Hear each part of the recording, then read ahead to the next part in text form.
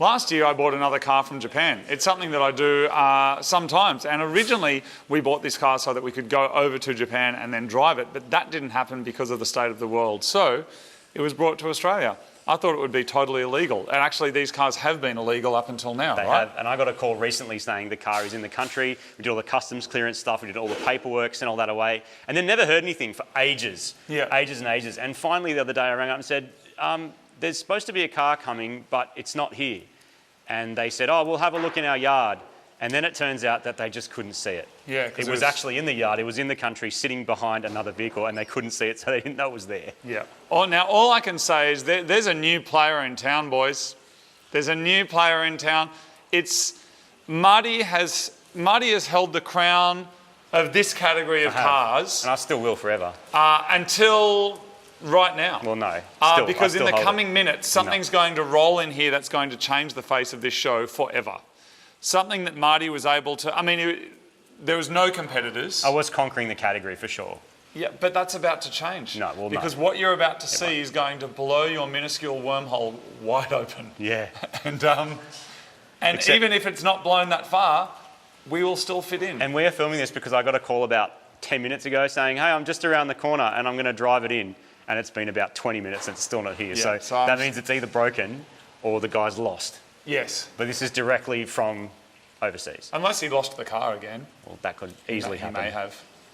Now, apparently, I'll give you one little tidbit of information. Apparently, the wheels are worth more than the car. Yeah. So similar to your mirror story. Been there. So that is similar. But this will be my first time where I will actually be in a competitive position to try and battle Marty. Not competitive. With his category. You can try and battle, but you won't be competitive. You'll just be there.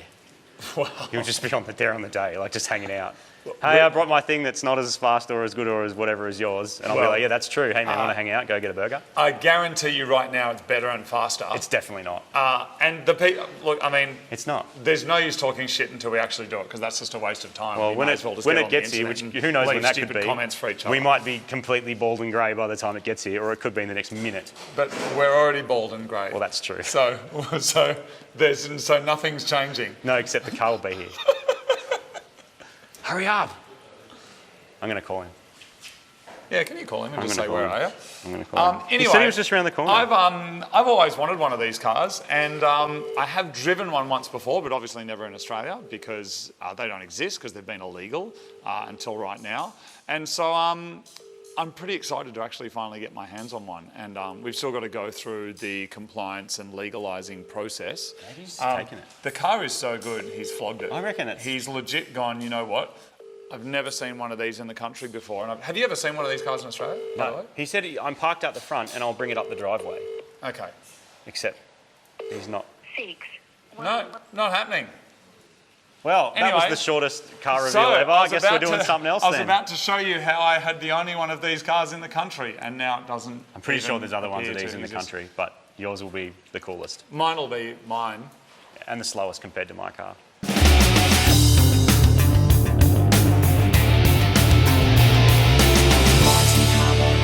Whoa! It's here. It's here.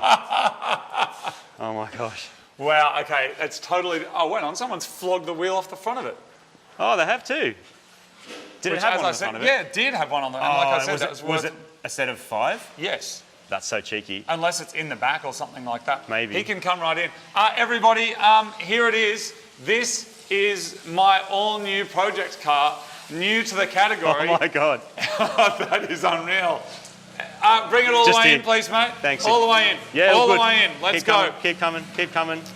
I bought a midget. It's going to be fit here? Yeah, that'll fit. Thanks, buddy. Oh, yes. It's in the back. Yeah, fantastic. Thanks, man. Look at that.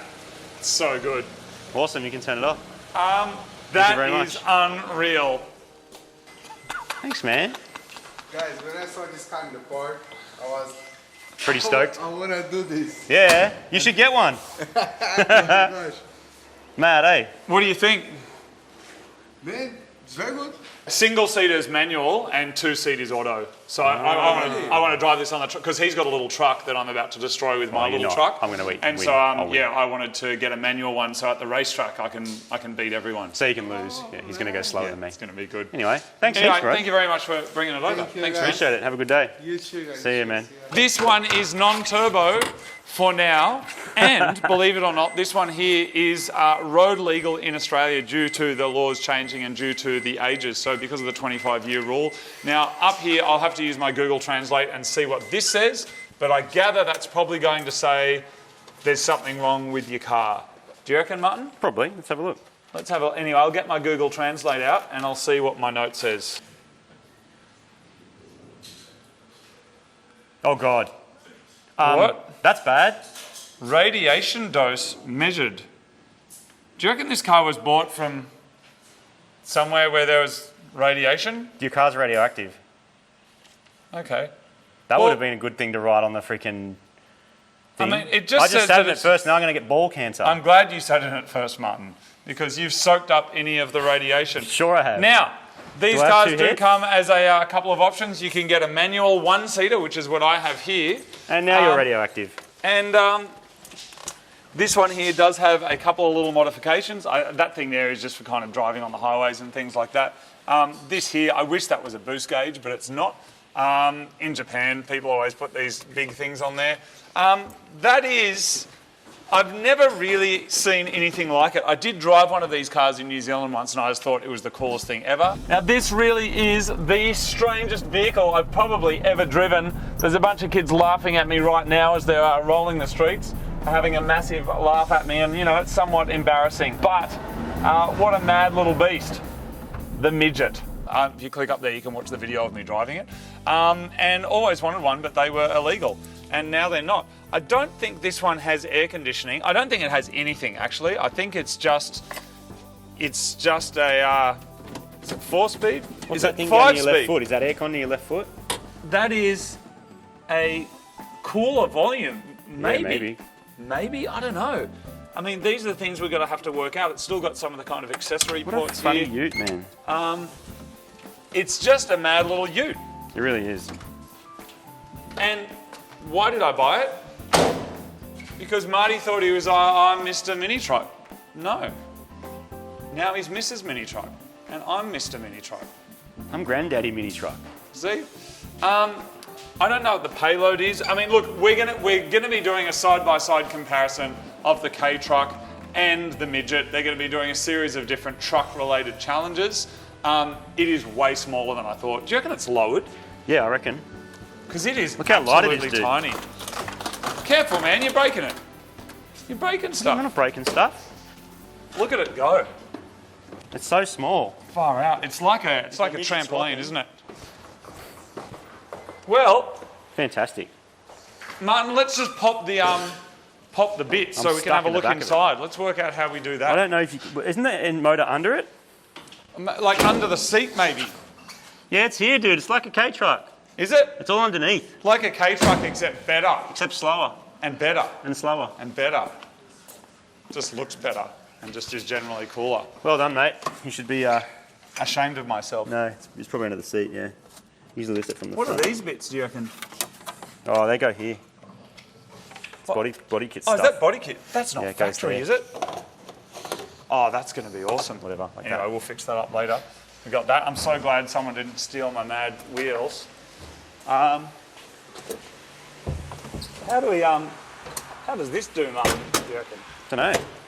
Usually you fold the top down first, then flip it up.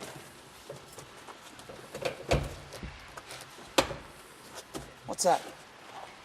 That thing fold up. There we go. There we go. Look in there, Martin. Cool. What a mess. It's pretty gross. Plenty of room for a turbo. These are not all-wheel drive, though, are they? Nope. Turbo will be sick though. I reckon it's got aircon too, by the way. You The reckon? aircon pipe. See the aircon pipe? Oh, yeah, here. Anyway, all the things for us to work out when we go for a drive. Dude, let's get it regoed. We've got to get it regoed so we can drive it. That's a bit of a process. Let's do that first. Oh, dude, you broke my gauges when you were jumping up and down on it. No, I didn't. The truck mirrors. Fantastic. POV used Daihatsu Midget. Full of radiation. All right, so we got our little midget, of course, bought completely sight unseen off the internet. It's just arrived from Japan. Now we got to fix it up so that it can become the true essence of what it's really going to be, which is the best truck in the Mighty Car Mods fleet. The second best truck in the Mighty Mods fleet. Best single person truck in the fleet. That's right. Isn't Not it the weird? best truck. It's one so weird. seat. Do you remember driving these in New Zealand? I drove a little yellow one. I do. If it'd be the perfect, if you had no mates, it'd be the perfect car. That's why I bought one.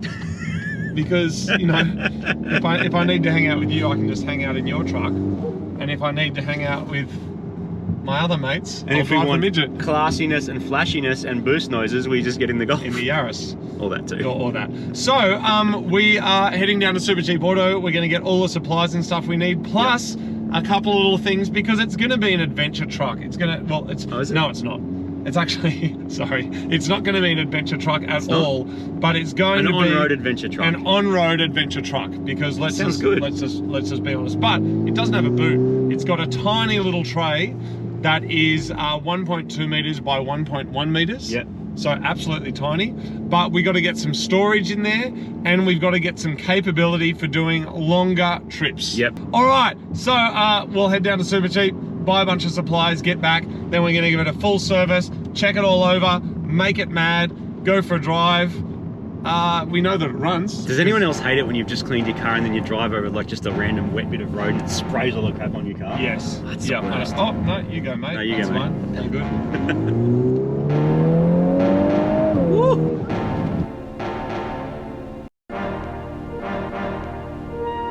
It's midget time.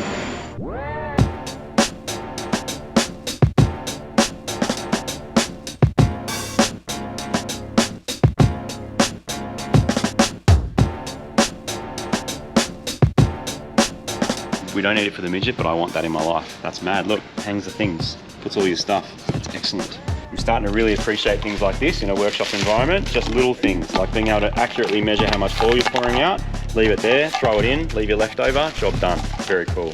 I'm gonna get another one, Martin. We get one for Super Garage, one for Mighty Mods. On the Supercheap website, you can look up your car and then add them to your garage. What's in my garage? A 96 to 01 Daihatsu Midget. Now we know that the engine didn't change. So now I'm looking for... It actually has midget on it. Dude, it has midget. I'm shocked. Because I know that the oil filter is the same for M100 Syrian. So that's what I was looking for. And then as I went to choose Syrian, it came up and said... It actually says midget on there. Midget. So there's our oil filter, this 386, which I think is the same as a K truck, but it is a Daihatsu one. So now we get a Z386, job done. Dude, that is so cool. And if you're in store, you can get to that by scanning their QR code thing. So just do that, and then it takes you to the site to add in the car to your vehicle. But we need a Z386, which will be 386. A little tip, something I've been doing because it's cheap insurance, is if you find the right oil filter for your car, particularly if it's an obscure one, just buy 2 of them. Because if you're working on it, pulling engines out, changing big things, chances are you might either damage this or just need to change the oil again and flush it. And for the 14 bucks retail that this is, if you're on a trade thing, you might even get it a bit cheaper. That is very good insurance. Oh yeah, dude. These are such a win. Another one. It's a little mini Daihatsu truck. It's a single seater. It's got no boot or anything. So I need to find some boxes that I can like bolt into the tray and like carry stuff in. I'm sure we can figure something out. Let's You go got- up to the aisle where all the storage boxes, toolboxes, things are. What type of box? Oh, like a box? Oh, you up there? Yeah, Yeah, like this dude. kind of thing. Yeah. Perfect. Oh, see, yeah, these are that's cool. fat. Oh, That's see, cool this too. is what I want. That's what I have. have. That's what I had in the back of my truck. I And want that'll that. fit too. I want that exact thing. Yeah, that's awesome. That's it. I'll take this one. How big's that one? I want this. Do you want to carry it down for you? Dude, that's 8. Is that the same? Yeah, No, that's the same. this is even better. This is 855, 425, 400. Done. So I just get that bolted in. Can I give you that? Yeah, 100%. Thank you. Can we also get access to the paint cupboard? Awesome, thank you very Dude. much. Gloss black, matte black, semi-gloss black, Is it good more on the left? satin black. I want all the black. I'll give you 10 bucks if you catch it. We'll literally double the power of this thing with 25 extra kilowatts. It's true. I am grabbing a luggage net. They make really small ones here. This is 1.3 by 1.3, so my tray is 1.2 by 1.1 approximately. It's a legal requirement here. You actually have to cover your load. There's huge fines, lose points off your license and stuff like that. Lots of different sizes depending on whether you got a dual cab or whether you got a trailer or whatever. But I think this is actually made for roof racks, which is even a set of roof racks is like a roof tray is bigger than my whole truck tray. You got to get these, man. Look, they're little mini ones. I mean, you don't need them. Isn't that cute? Like they're the normal max chugs. Look at them. They're tiny. We will be back to the adventure aisle once the adventure begins. Right now, I just actually need to get the car going, serviced, Reliable. get it cleaned up, black some stuff out, and then I'll be back for the adventure mods. Of course, you are on the world's best four-wheel driving channel, Even of though course. your car's not four-wheel Even though my car's no, but Mine is. It doesn't matter. Yeah, your car makes it the best four-wheel driving makes it channel. six-wheel Mine drive. makes it the best midget channel in the world.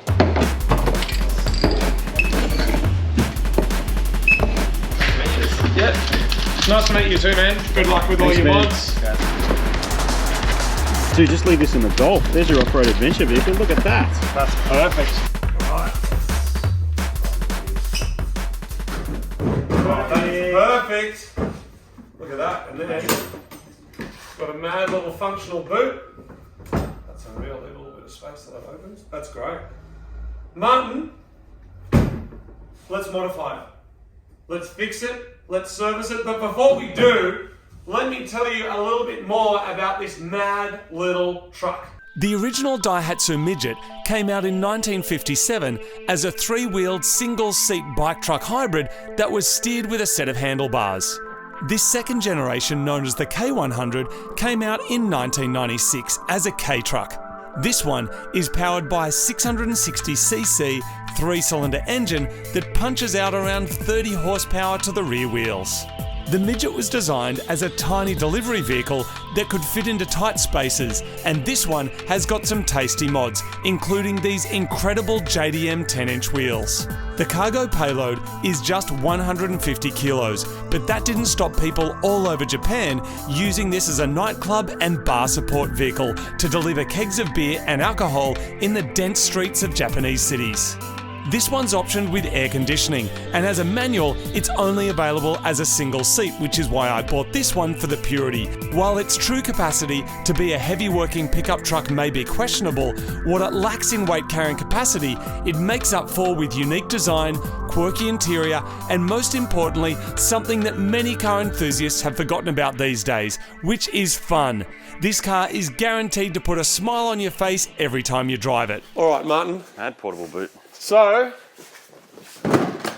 here's all of our loot. Excellent. Basically, all of this ends up in the car, and I do want to black a bunch of stuff out as well. So I'm not sure yet whether I'm going to keep the chrome bumpers and stuff, but definitely there's just a few bits that I want to black out the mirrors. Well, that's my plan so far anyway. I got the stuff just in case. Towels for the cleaning. I probably should use the wet vac on the seat and just get rid of that 80,000 Ks worth of grot. Absolutely. Got your mad new little light. I got the WD-40 and I've got the Easy Reach, which is always really good because you can get up into weird places. It is strange access to the motor in this car. It's under the seat and hard to get to, so the Easy Reach just means we can get to any weird places. Other than that, Martin. Spark plugs as well. Just do basically a service. Check everything, check the belts, plugs, oil, coolant, everything. Let's jack it up. The first step is to jack up your car. We'll throw some jack stands underneath it so it's nice and safe to give us good access to this very strangely configured engine. In fact, speaking of strange configurations, this is a single center seated performance vehicle. So take that, McLaren, Daihatsu did it first. So there doesn't seem to be any way of actually holding the seat up while you're kind of doing a service. So we're just using a bit of welding wire and going up underneath the seat. Just going to make a little hook around there. And then the other end, just going to go up through the headrest. If you own a midget and you know a better way of doing it, please let me know, because I can't see any way of holding this seat up at all, but hopefully that will keep it out of our way. Martin, this looks like a very strange configuration. The first thing I can see over here is, what is that? It's like a winter summer setting, maybe stop snow getting in or something? I'm guessing because you've got the two tubes, one on each side, that like one's a like hot and one's cold. I don't know, man. I mean, maybe we can do some translate on those symbols and see what it means. Yeah, that's a good idea. There's also this weird, I think it's because of the era. Is this 90s? 96, yeah. Yeah, so this is, I think it's that weird era where I'm pretty sure that's all carby, but you're even looking at it, you don't know for sure because you're like, what am I looking at? This looks like a super turbo kind of a thing, doesn't it? Like Yeah. a little vacuumy UFO I'm the valve? first to admit I don't know that much about carbies, but it all looks low pressure to me, which is the first way of checking. But it has like, a little bit of electronic stuff. Like here's a sensor so it knows, how much vacuum it's pulling, but that's all very, very carby looking. Which, you know what, especially for a car like this is totally fine, isn't it? Is that there an air conditioning line? Yeah, man, this has Looks got like it's got a valve on it. So that For that cooler thing. box must be for aircon, which is good. cooler volume. You'd understand why, can't you, in Japan when it's the height of summer, why you'd want aircon in a little car like this? Yeah, absolutely. Where do you put the oil in? Yeah, good question. Somewhere there. It's the weirdest looking thing I've ever seen, to be honest. And like even the aircon compressor is this massive big metal thing on the side of it. Is this the coolant? That's coolant, so we'll definitely drop that because it's the kind of thing that doesn't get changed nearly enough, and it's easy to do. I mean, gear oil's not a bad idea. We can get under it and do gear oil. It'll be the same as the K-Truck. It's red. Yeah, it's red. That So Toyota red stuff. yeah, so we changed that. We've got some Castrol red coolant that will do that, and yeah, work out where the oil fill point is. In the truck, it's also got a weird remote, like filler. You know what I mean? Like it comes from here somewhere and then sits up. So we just have to have a look around and. Yeah, gear oil will be from underneath. It's really weird, man. Yeah, there's so much stuff I've just never seen before. But the good news is, like, the engine mounts look good. None of the carby, hoses are cracked or perished. There's not much you can really do with that carby, so we just sort of leave it, like, make sure it all runs and idles fine, and then leave it alone. Yeah. And then, just give it a birthday with fluids and everything so that it's happy. I think this car also became infamous because it was a car that you could use in Gran Turismo originally, and everybody would love racing around in these. Yeah, so it makes sense. Why everyone stands. Harks back historically. All right, well... I'm going to find out. I know where I can get rid of the oil. I just don't know where I can put more in. So let's work that out. So weird, dude. That's where your oil goes in, through here. So we get to use a funnel or something, or move the gear stick. I don't know what you're supposed to do, but that'll be plugs down through there as well. It's so weird. It's really weird. It is laid over just like a K-Truck, man. We've played with a lot of strange cars over the years, but this midget takes the cake. The oil does look okay, but it's very likely it was changed before the sale, so we're going to drop it anyway. The belts, however, are completely thrashed, so they're going to go in the bin. But before they go in the bin, we'll take him down with us to the shop so we can see if there's something compatible off the shelf. So it's kind of interesting under here. There's a big brace that like holds everything in place. So the motor sort of sits on this weird little bent up tube subframe. And then oil filter there, spark plugs are in there. This will look familiar to a K-Truck where we had the exhaust manifold. We put a turbo there. Not as easy to do on this, unfortunately. Rocker covers up there, and then spark plugs. So we're going to get to the spark plugs from underneath. You can sort of see them hiding in there. Take these off, get a tool in there, get the spark plugs out, redo them. Otherwise, it looks pretty good. This is the obvious thing that needs some attention. So that coolant has been there too long, that hose is bulging. The chances of getting that exact hose are low, but I reckon the chances of getting a similar one are pretty good. So we might take that hose down to Supercheap and just compare to what they've got on the shelf and find something and just use, sometimes you can use like a part of another hose and then cut it down, so it'll be like a 32mm hose or something. It might end up being like a radiator hose on a truck. Yeah, cool. And then, those spark plugs can go, fix that, put new belts on it, and then oil, coolant. That's kind of a bit of a birthday. Work out where the gear oil goes, which I reckon is going to be there. Yep. So we can drain it out through whatever the drain plug is. It'll just be like a basic GL4, Castrol Universal most likely. And just got to make sure it's like, as far as we know, like we can register it and insure it. We just need to make sure that's a thing. So might take that down to get a blue slip, get that looked over as well. The only thing, honestly, that I would like considered fixing maybe is that. We'll just have to see if there's anything that fits. That's the problem. It's a bit weird and random, like a little bit of corrosion and stuff under here, but there's not much rust anywhere else actually, except for on that exhaust. Yeah, it's pretty honest. Like it's got the usual bit of just scunge from being on the road and probably in the wet and humidity and salt, but it's only the exhaust that seems to have copped it. And the exhaust works, like you can see a tiny leak down there. Yeah. But everything else looks pretty good. And I reckon if you were going to delete something, you'd just consider deleting that thing. Yeah. Whatever that does. Look at it, man. What a funny little thing. It is so weird. I love it. It's so weird. Drive Joy oil filter. I like how like positive that is as a message, don't you think? Not so joyful. All looks new, but that looks crap. Like just, you know what I mean? If you find yourself battling with like radiator hoses, I highly recommend getting a set of these.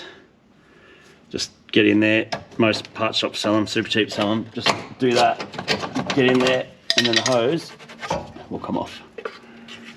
We'll try and find that hose. All right, we're off to get this hose and some belts. Back in a real truck. What? Mine's a real truck, dude. This isn't a real truck. This is a real truck. Mine's a real. They're both not, real trucks. Dude, mine's a K truck. Does yours have full drive? No. Low range? No. Locking diffs? No. Mud tyres? No. Built-in high vis? No. A tipper? No. 2 seats? No. Dude, your shit's not real. You actually still you got garbage in the back too. Man, You're proper legit. Legit. Full of garbage. Mine is a truck. It's on the way to the tip. And I'm going to show you why mine's the legit truck. Once it's working, you'll see. You'll see yourselves when both of these on a track. You'll see what's the superior. Can truck. yours do this? No, it can't. I know you're devastated about that one. If you haven't seen already as well, I'm wearing our new Tokyo grey hoodie, and for a limited time they come with MCM candy. We make our own like hard rock. Are they called hard rock? Yeah, they're handmade lollies, like in Australia. I think they're made in Melbourne. Yeah, which is pretty cool. So if you pick up one of these, and on the back it looks like that.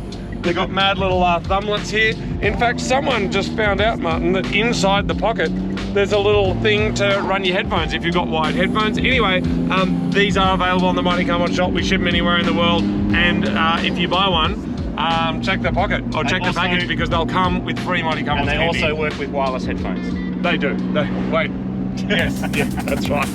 Smart ass. We drive trucks, so we eat pies. The first step back at the shed is to clean up this manky piece of coolant componentry with the sandblaster. We want to clean it up so it looks better, but also so we can check it over properly. We also just need to make sure we don't blow a hole through it because with cars like this, you can never know just how hard it'll be to get replacement parts. So we're just giving the coolant little housing thing here a good blast to clean off all of that stuff. Belts have been ordered. They are actually available. We expect to get them in the next day or so. And next up, we've got to try and make something work with this.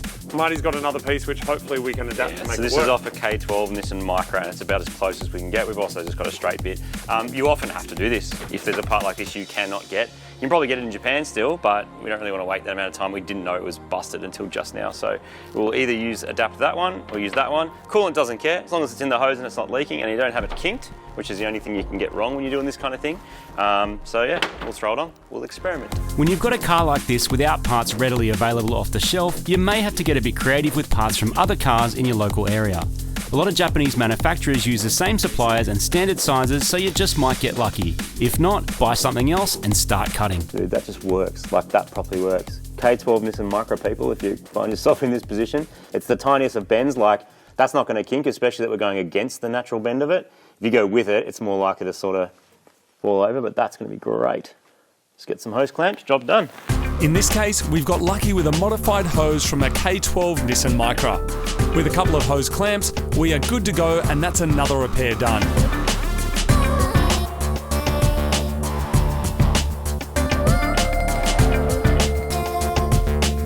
Next up, the oil filter can go on finger tight.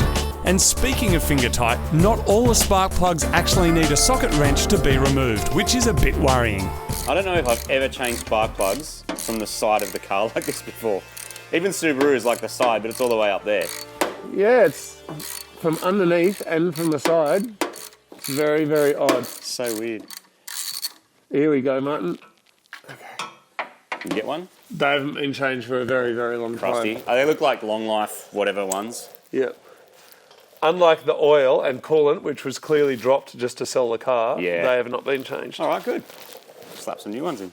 NGK spark plugs. Thank you, mate. Japanese Midget. Japanese spark plugs.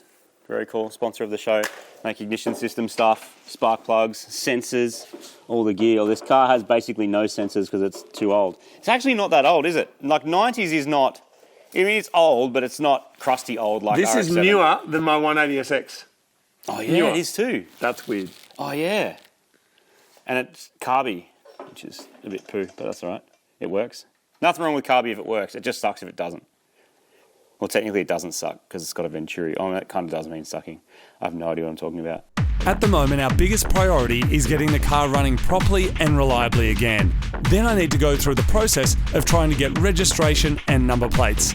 But there is one part that just has to go in the bin, and that's these stick-on chrome fender covers.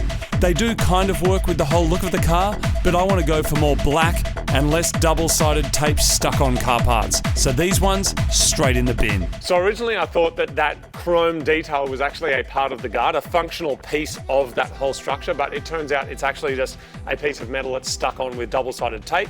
So some of that tape residue is obviously left here. So the first step is to use a heat gun. I got the Ryobi heat gun, 1+, battery, nice and mobile. Put that on there like that, and then using a plastic trim tool or a scraper, just starting to scrape off some of this. So just heating up the gum from behind so that you can get rid of all of this stuff.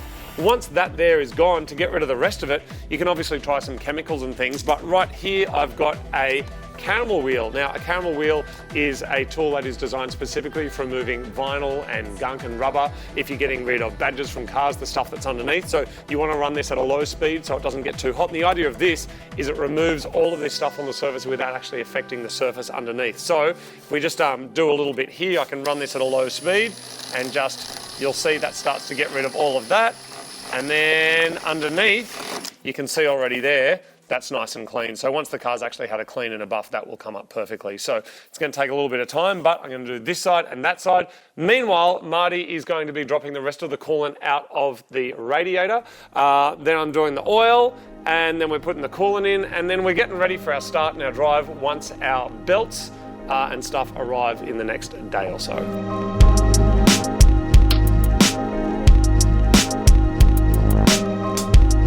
I took the thermostat out so I can properly flush the engine and the radiator and everything, and the thermostat is completely rooted. Apparently it's the same as mirror and high jet, which is good because we did get mirror and high jet around this time in Australia, so it was the same as an L200 or an L500 or a 201 high jet. Anyway, it should be the same, so that's the good thing. Daihatsu aren't that creative with changing it, so fingers crossed it will work.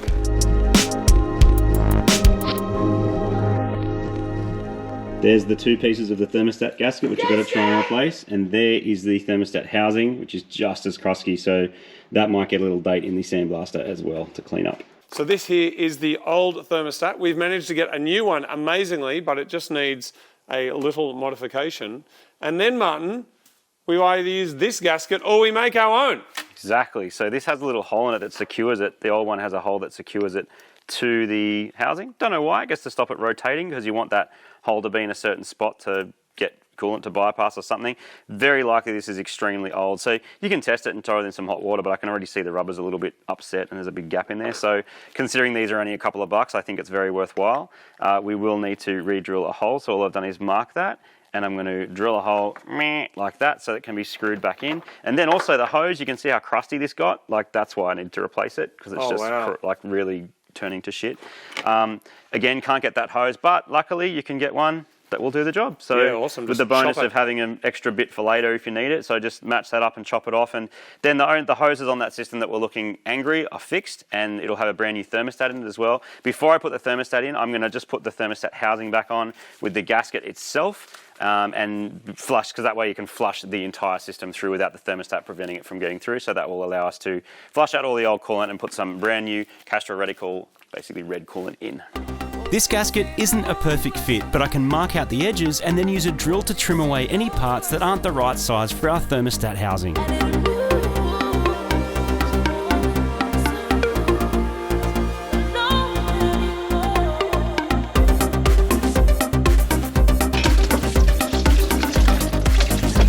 Time for the oil. We don't know exactly how much it needs, and I can't find any service manual online, but it's going to be a bit of a two-person operation. So Marty's going to hold the funnel there, and I'm going to hold the oil here, and we're going to get probably about 2 litres in there, because we think it might be, what, like 3.5 or something, Marty?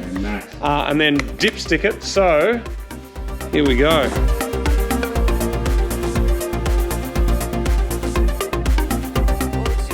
Perfect. Nice. Look at that. Good job. Might go down a little bit once we start it, but yeah. I've got no idea if this is going to work, but what I want to do is cycle water through the engine, but I can't because we don't have our accessory belts by starting it. So instead I'm going to try and spin the water pump using the caramel wheel that my friend was using before to remove stuff. So it's a dual purpose caramel wheel, and it should, that's the water pump pulley, which it should be. Spin that, which we should see some bubbles and some water cycling Oh, dude, around. it's actually working. That's cool. What that'll do is actually stir the coolant around a bit, and then I can drain it one more time, and then we'll just have pure water in there. Then I can fill it up with proper coolant. Now I'm 99% sure that is the water pump pulley, but it might not be. It's been bubbling. It's been bubbling when I turn it, so I think it's done what I want. But anyway, we'll drain it out now, and we will have got a whole bunch of fresh water through, which is what we want to get rid of all that old crud.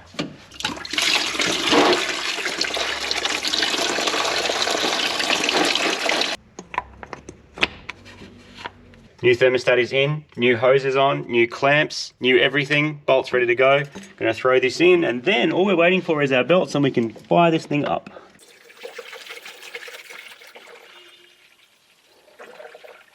All right, coolant is in. It looks like these tyres have been on here for years. The sidewalls are full of cracks, and this is not going to be good at high speed on the track when I'm dominating Marty's K-Truck, so these tyres have to go in the bin. Finding something this small and weird is going to be a challenge, but while we're investigating that, we can get our belts back on, which gets us one step closer to getting this thing started. One of the replacement belts that we got is perfect, but the other one is a bit too long, so we're going to have to reuse the one that came on the car and just replace the good one that we've got. We will try and change this belt later on, but maybe it's something we need to order in from Japan, and that is not something we're going to wait for today before we turn the key. So I've noticed in the little tray here that there are all of these cable ties all the way around. Look at this, over here, even on this side, they're all the way around. What was going on there? I'm super curious about it. They're really big, so whatever was in them, I gather, was large. I don't think they were here for wiring. What was going on the whole way around? All the way along this bar, and that bar. If you've got any ideas, I would love to know, because I can't work out why you would need to cable tie something so big on the back, unless it was a signage, a little box, advertising, I don't know. What do you think? I'm using a pry bar to hold tension on the alternator so we can get the belts finished. And then it's time to get the oil service cover back on and gently reinstall the seat. Someone commented on our last video saying that the headrest is meant to have a seat strap to hold the seat up during service. Ours is missing, which is why we had so much trouble with it and had to use welding wire to hold it up. So these mad little body panel bits, the problem is they have some damage. So you can see there's meant to be 3 clips along the top, which go there, there, and there. This one's broken off completely, that one's half broken off, and then that bolt there is meant to go through this piece that doesn't exist anymore. So how it's going to look, which is actually awesome when it's on, is that goes up and that goes in. But any way of actually mounting it currently is broken. I reckon we'll be able to make it work at the bottom with some cable ties. Yeah, it's probably going to have to be, but it'll work. Get this off so I'll move that out of the way. Just not a whole lot of nothing, that bolt. And then maybe we just put a hole through here, and then through cable tie that and that, and definitely. That'll keep it in. Yeah, it's not gonna come off. In the true spirit of this little truck's homeland, it's getting some holes and cable ties. If it works, it works. And in this case, it works. You can get these Mighty Car Mods cable ties from our online shop. On the panel on the other side, you can actually see what these are meant to look like. They're meant to have a little kind of hooking mechanism like that. So this one won't need the chain of cable ties that I've got on that one to hold it on, but it is still broken on the front there. So basically just another whole cable tie through there. Does anyone else ever get this experience when you're fixing something? It could be anything. And you get this really profound feeling that you're achieving something meaningful. Well, it's bloody amazing, and I'm having that experience right now. I know there are only small jobs that we're doing, but they're all building towards the goal of making the whole thing better, which I reckon is a pretty good analogy for life, really. You put in all the work, and then you turn the key for the first time, and it gloriously bursts into life. Doesn't start.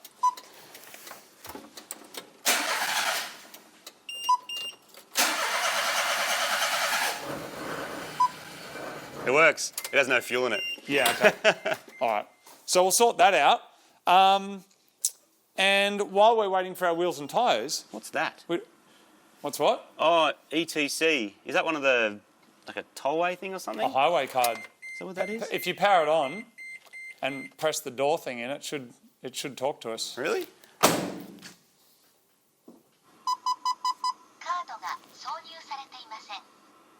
Please insert card, I reckon. Is that coming out of the speaker? There's a little Or is that speaker on coming top out of of this that? thing. There's a little speaker on top of Yeah, it. okay. Anyway, now it's time to give the midget a bit of cleanup. There's a couple of little things that I want to paint black. Generally, because it's been used as an industrial vehicle, it's probably not something that people have looked after, you know, as well as you would a normal car. That said, it does have this mad body kit on the front of it, which I think actually just looks really cool. And the cool like number plate thing here. Needs a number plate. Got any ideas? Anyway, we found obviously that the highest point of the cooling system was up here, so we put some coolant in there so we could bleed that properly. Now, Martin, it's time to give it a proper clean, a proper polish, paint some stuff, get it looking mad, then our wheels and tyres can go on, and then we are ready to try and get some rego. So there's Dear Service New South Wales, be kind.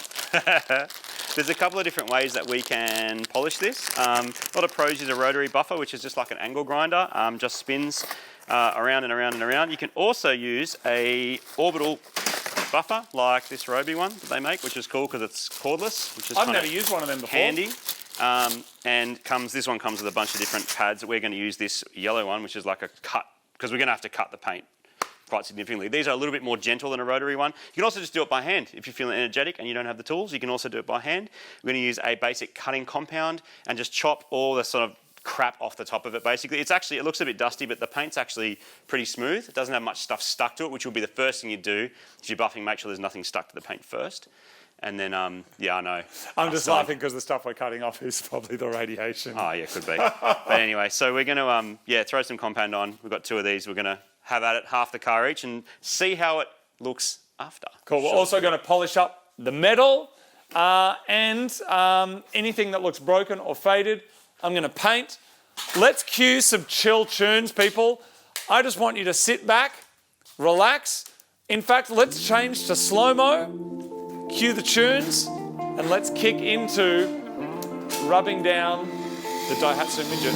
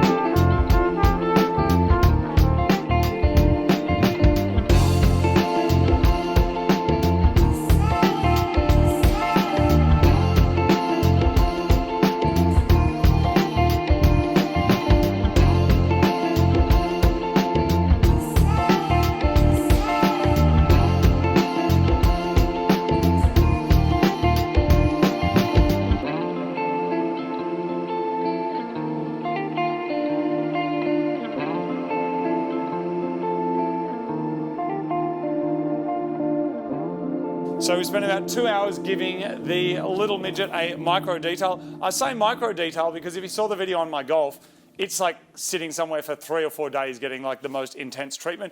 If you are a detailer and you're watching our video, apologies. I'm sure there was something that we didn't do right, but well, actually, you know what we did do right? The car looks freaking amazing. So it's come up really, really nicely. We did notice on the inside of the door here that the car used to be this kind of, that was like the classic weird kind of midget green that they used to be. Isn't that the green that's in like Gran Turismo? What game is it where you started in a midget? There's some like classic game, isn't there? It's Gran Turismo, and also Best Motoring did a series of people kind of racing midgets and stuff. So it became really kind of a popular kind of iconic thing. But It looks really, really good. The inside's had a bit of a clean. The wheels and tyres are back. Managed to get these little mini trailer truck tyres, which are from Japan, which is really cool. So they're going on, and then we can take it down off the jack stands, and then Marty, it's time to try and get rego. Fuel and rego. See how that goes. One of the biggest challenges in bringing in cars like this from Japan is the process of getting them made legal over here, where the regulations relating to safety and registration are different. So now, with a full tank of fresh fuel and the Midget ready to go, getting road legal is the next thing that we need to investigate. The Daihatsu Midget 2 is looking awesome. It's sounding great. It starts and runs, which is excellent. What Marty and I have no idea of is how to actually get the thing registered. So this car was brought in by Import Monster, who have been helping us with stuff for years, and they're the company we go and see in Japan and when we're buying different parts and stuff. So I'm actually going to call them because I don't know what to do. And this falls outside the normal category of how we're bringing in cars and complying them. So I'm going to call them, and hopefully they can tell us what we have to do. This car falls into a bit of a different category to the normal cars that we've imported, where we kind of bring them in, do the SEVs, do the compliance, do all of that stuff. Do you know how I actually go about starting to get this registered now? What do I do? Yeah, well, being a 25-year-old car, it comes under a different process. And, of course, that's not a standardised national thing, because it is different from state to state. Oh, God. Here in Victoria, it's pretty easy. We take it to a VAS-certified engineer. They go over it and say, tick, tick, tick, cross, you need to do this, you need to do this. We attend to that, Okay. Bring it back, bang, they issue the plate. So, mate, I will have people that you can talk to who'll be able to help you out with that. Yeah. What I can do is give you a buzz back in a little bit with a name and a number. Okay. And you can have a chat to them and get it organised. Okay, awesome. So even though it doesn't go through the traditional SEVs compliance, it still ends up with a compliance plate though, doesn't it? Yeah, it still needs to be assessed and essentially tagged. Okay. As I said, it is different from state to state. So I can chase that up for you very, very quickly. No worries, mate. And then exciting times getting that one on the road, mate. Oh, no, it's going to be great. Here's the other random question I had. When we got it, there was a bit of paper inside that said radiation tested or something, or tested for radiation. Do you know what that means? Yeah, so, after, the events of 2011 with the Fukushima Daiichi power plant and all of the fallout, all cars that get exported actually get tested. Oh, every car, regardless of where it's from? Yeah, that's right. So it's a very quick thing. They just don't usually put paperwork on it. Yeah, okay, because I wasn't sure if by it saying radiation tested, it was saying to me, this car has tested positive for radiation, or if they're saying, we have tested this car for radiation.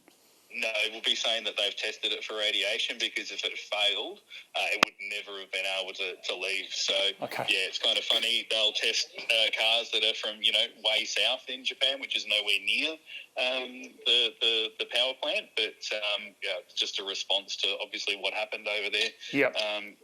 When the tsunami ripped through, it's pretty ugly. Conveniently located under the seat is the beating heart of the Daihatsu Midget 2. This is a 3-cylinder, 660cc, naturally aspirated pile of Daihatsu E-Series. I understand E stands for excrement, Martin. It could, but what it actually means is E-Series is a series of engines, 3 cylinders, that Daihatsu stuck with for a long, long time. Even our little green show car, that was the EJ. This, I think, is an EFCK. The one in my mirror is an EF... anyway, there's heaps of them. Look on Wikipedia. That's a fun night in. Anyway, the good thing about that is I hope that a lot of this stuff interchanges. So they don't bother changing bolt patterns and bell housings and stuff. They just keep chucking them in lots of different cars. And there are a few people in the world who have modified midgets. I'm talking like 2 people. So we're going to try and follow their lead and see if we can make something work. I do have a few Daihatsu parts lying around. There is so much Daihatsu shit lying around this building and the other building that I've been saying to Marty for years, you need to get rid of it or I will crush it.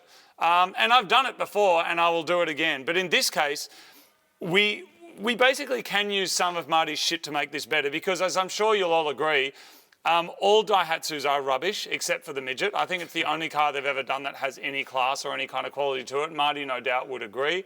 And your K-Truck is okay. That's excellent. As well. Daihatsus are mad, aren't they? Anyway, we're going to drop the engine out so we can have a look and then see if there's anything else that's sitting on Marty's shelf of shiza that might actually fit. I do have something that I've had stored away waiting for the right project. It's a 1 litre, 3-cylinder engine out of a Daihatsu Mira. If we're lucky, the mass-produced nature of them means it's unlikely Daihatsu will have changed them all that much between model years. The first step is to jack up your car. These midgets are an incredibly rare vehicle. I've only ever seen 2 of them in my life, so there isn't exactly a thriving aftermarket scene for them. And because of this, information is super hard to find and mostly in Japanese. So in short, we're flying blind. But we think this is a pretty special car, and our goal here is simple: to make the fastest Daihatsu Midget in the world. Now, it may not be the traditional style of project car, but we're going to do our best to make it mad. But this build is going to be tight. The finished car will end up on mainstream TV as part of the Super Cheap Auto Oils campaign for this year. The only problem is the car's due on set 1,000 kilometres away in just 10 days' time, and we're not even sure if it's going to work because nobody's ever done this before. It's actually super rusty under here and we need to get the exhaust off, so this is definitely a case where we want to use the WD Specialist Penetrant.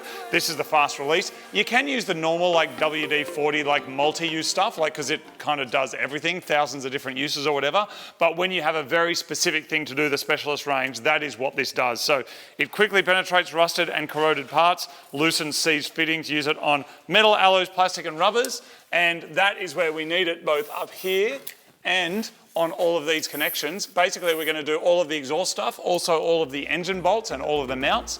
We'll let that sit for a few minutes and then we can start cracking everything off.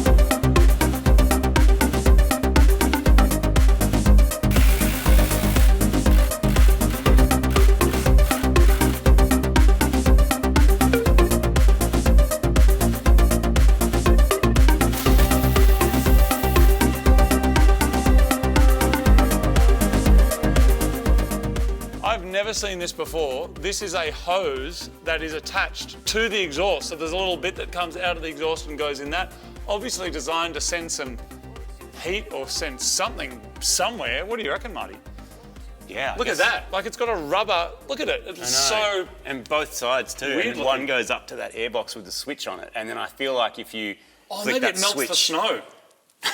Well, No, I'm serious. Like maybe this is like for its winter mode, it puts heat up definitely- into that box because there's a little snow icon on it. the problem with carbies as well is they ice up. Yeah. So if they ice up, you're not going anywhere. So I guess it just keeps it warm. It doesn't apply to us, man. Why does the end of the hose have to be skin coloured and look like a don't colon? know. It does look like. Don't know. Anyone that's had a colonoscopy, that's what the photo looks like You know what afterwards. it's like? It looks like looking in the mirror, doesn't it? What? What do you mean? I don't know. Do the tail shaft bolts, man. Well, it looks more like sitting on a mirror, I think. Our biggest task with this conversion will be working out how to make our big block engine lay flat, something that it was never intended to do, and all within the tiny little subframe that holds everything together underneath the midget. That's the smallest drive shaft I've ever seen. It's tiny. There really is no option for failure with this project. With a huge TV film crew on standby in Queensland, loads of other cars, actors, special guests, and a script that involves us and our Daihatsu Midget, we can't let the whole team down. So we have to get this engine out as quickly as possible so we can assess exactly what we're working with and if there's any other parts that we're going to need. Local supplies won't be an option if there's JDM specific items that we need, so if it comes down to it, we may need to quite literally get overnight parts from Japan. And the timing of that may make or break this whole project. Or our big block engine will simply bolt in, we just don't know. All right, this is it, people. It looks like we've undone everything. Yep, good on this side. How funny that the whole car is just on that little subframe. Wow. That's awesome. That was efficient. Well done, Martin. Yeah, man. Thank you. Good job. Excellent. Now the real research begins. As you can see on our little engine table, all one of these engines is a normal engine laid that way, like 70 degrees on its side. So the sump's there. Normally your sump would be here. They just grab the whole engine and go, but the problem is a normal sump won't work. So then they move the accessories and stuff as well. So if you imagine that it was rotated up that way, it looks kind of like a normal engine. It looks exactly the same as the mirror. Yeah, right. As my mirror. So that's a good thing. That means it's very likely going to work. This intake manifold and stuff is different as well. So normally intake manifold would come up here, Yeah. but they lay it on top to fit under the seat. So yeah, Pretty cool, man. This lay-flat engine design is really common in both key vans and big ones. By putting the engine on its side and putting it lower in the vehicle, you get a low centre of gravity and more room for people and cargo. Daihatsu is able to utilise most of the same tooling to make these engines in the factory alongside their upright relatives, which keeps the cost down. Then they just throw on a different sump, intake manifold and ancillaries to make it physically fit. This engine from the Midget has a single overhead cam and is quite an old design, but it's been running for near on 3 decades, which is pretty impressive. With the Midget's factory engine out, it's now time to lay it up next to our big block 1 litre. Yes, you heard that right, a big block 1 litre Daihatsu engine, to try and work out if this is actually going to be a compatible swap. Looking at these two motors side by side, you might be thinking, hey, you know what, they don't really look that similar at all until you do this. And now, have a look at that, and they look almost the same. Yeah, it's just, you can tell it's from the same family of engines, and it sort of puts everything in the right position.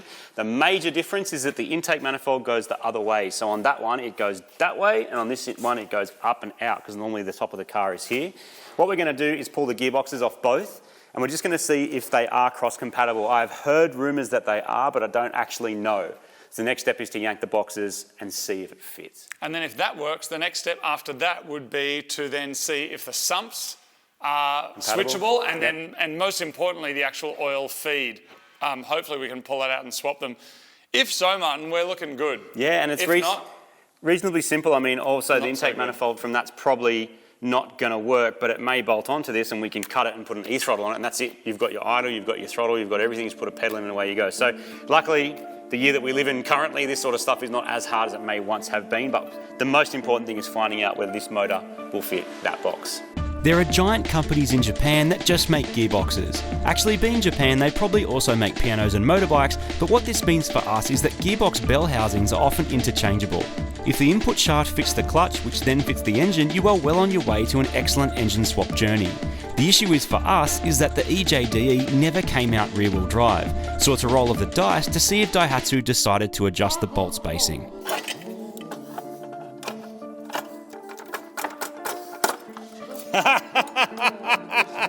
No way!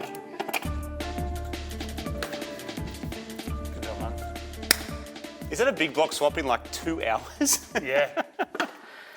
Well, we're not out of the woods, but if that works, we need to bolt it in and turn the crank and make sure it's actually turning the box. But if that works, I think we're good, man. Change the sumps. Yeah. And put it back in. Pretty much, and then yeah, intake manifold. But like, that stuff's all pretty easy, especially if we can mix and match from different models. Okay, so it feels like the box mates up to the clutch that's on this car. They are different heights though, so I don't know why, that's the kind of mystery. All we need to do now is put the gearbox in gear, which is going to be, yeah, one of those. And if I can see that the flywheel's going to turn when I grab this, and now it's just a matter of seeing if the output shaft turns, and if it does, we are in business, people. It's turning. Is it? It's turning. Yeah, dude. Yeah. We're good. Great. That's awesome. So now I reckon we just strip all the rubbish off this motor, like right down to its undies, try and fit it into the car. Yeah. And if it fits in the car, the rest is just making stuff. Yeah. But it's physically going to work. Awesome. So cool. My car goes, my car goes, I don't really want to cop no tickets, but when I hit the clutch kick, look at my rear view, but you can't see shit. Everybody want to be the best, if your car doesn't then please shut your lips. Mighty Calmars is the best, yo. My car goes rap, diddy rap, rap. My car goes shitty, chitty, bang, bang. My car goes A to B, eat the Civic and a Lambo when it's just a tease. Move money in me when we leave the scene. All you hear is hit the gas too fast and the furious. If you want to race, then you must be delirious, yo. My only concern with this 1 litre is because, as far as I know, the 1 litres never came in the sort of flat floor model, so the vans and the trucks, that the engine mounts wouldn't work, because why cast it into the block if it's never going to be used? But that is the mount, and there it goes. And there's the things to use it. So Daihatsu have just like universally used all the same stuff, which is absolutely brilliant for what we're trying to do. And now we're going to check the engine mount on the other side, and then if the frame that sits underneath the whole thing works, then the only thing left to do is test fit into the car. But before we do that, we do need to get some parts. Like, I don't want this floating around in the air, so we're going to get a metal rocker cover off the earlier, the one that our show car had, which is the L700. This is from an L251. We're going to get that rocker cover, which is smaller. It also needs a rocker cover gasket, and then we need to work out the intake manifold. So still a few things to do. We also need to pull the sumps off each of them as well and look at the oil pickup and see if that's going to be compatible. But so far it looks like everything just swaps. That's great. As exciting as it is that this is the same, it actually makes total sense. The casting process they use at the factory would be an enormous undertaking to change, so if there's no pressing need to do so, the bolts are going to be in the same place, and then two guys from the internet 25 years later are going to be doing heaps of high fives over this dirty old sump. Sometimes if there's failure points, they might be revised where part of the block is made stronger, but it's always a balance between cost and longevity, particularly to get through the warranty period. Because the reality is, once upon a time, someone bought these cars from a dealer, safe in the knowledge they had a few years and a few 100,000 Ks where stuff would be fixed at no cost. Just so happens I got this EJDE for no cost, so we are onto a massive winner. So the oil feed is on. That was a direct swap, nothing requiring any kind of changes or modifications at all. The last step now is to see if the Midget sideways sump actually fits on here and all lines up. And there's got a little locating dowel up here. Look at that. Hey, that's perfect. so good. There it is. So we've now got Midget sump and Midget oil pickup on Mira engine. Yeah, EJDE, so 1 litre, big block. So I have been bowerbirding parts for these things for a long time. So the EJDE 1 litres that came out in Australia, they're all naturally aspirated, no turbos to be seen. In Japan, they're all 660cc, some are turbo, some are not. But you can't get any of that stuff in Australia easily, cannot. right? No, you can't. And as such, we're going to grab an empty suitcase and jump on a plane to Japan. We're going to go get parts. It's there's not enough time to get them sent to us from overseas, and they're too big, so we're going to take a bunch of suitcases and sort it out. Oh, arigatou gozaimasu. Anyway, so first stop Tokyo, and then onto the trains. The train's about half a day of trains, 2 different trains. And we'll be heading out to the country on the bullet trains to pick up our Midget parts, put them in a suitcase, and then jump back on this plane in a day or two. We've bought a Daihatsu factory turbo engine off the internet and had it delivered to our mate's house in Japan. This is also a lay-flat engine configuration from a Daihatsu Tanto, which means we can take the inlet manifold, engine mounts, and all the extra parts we need to transfer onto our EJ engine to make it fit within the Midget's chassis. So this is an engine that we think is from a Daihatsu Tanto, turbocharged version of the Midget engine. We are jumping on a plane tomorrow, so we're going to pull off all the bits that we think that we need, including the mad turbo bits, and all of this, throw it in a suitcase, and then try and get it on a plane with us tomorrow.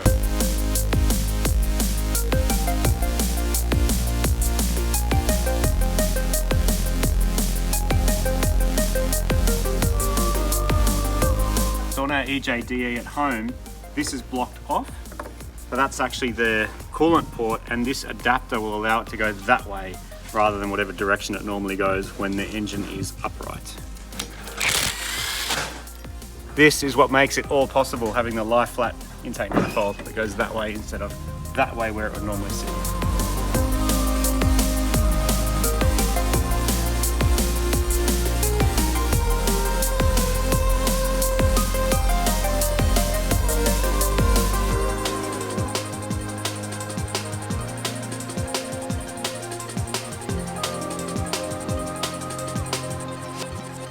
All right, we have pulled off everything that we think we need from this block, and now the trick is to weigh everything and get it in a cardboard box, and then see if we can actually get onto a plane with it. Are you good at maths? Yeah, I'll work it out. Hey Rob. Hello. How you doing? Is that our box? That's the box. Awesome. 0.5. We'll see if we can get a smaller box, but maybe this might be a good box. No, I reckon that's a good one. All right, let's do it. 1.7. Oh, 3.5. Yep. Turbo. It's so little I can't see it. Oh, here. Oh, that's it. Oh, yeah. Oh, that's going to be a lot. You can tell already. 7.5. What are we up to? All right. We're only on 13.7. Oh, wait, we might make it. There's another 10 kilos in there. We'll be fine, dude. Bolts. All the bolts. 1.6. Turbo, isn't it? Yeah, okay. Come on, come on, come on, come on. Oh yeah, dude, 21 on the nose. Yes. Yes. It's coming with us. Literally 2 days from now, that is going in the Midget. With all the parts we need safely packed in a box, it's time to get this back to Australia.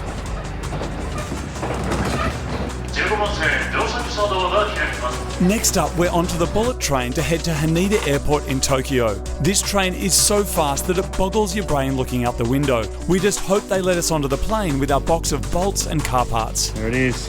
We're at the airport. It's coming home. I hope it makes it. The box is looking a bit thrashed, so I'm going to get it wrapped because I don't want a turbo falling out. Good luck, bag. Have a good time under there. Overnight parts from Japan. Our box has safely arrived back in Australia. Hello. Made it. Welcome back to Australia. It's well travelled, this thing, isn't it? It is, Martin. I'm excited to actually see if it fits.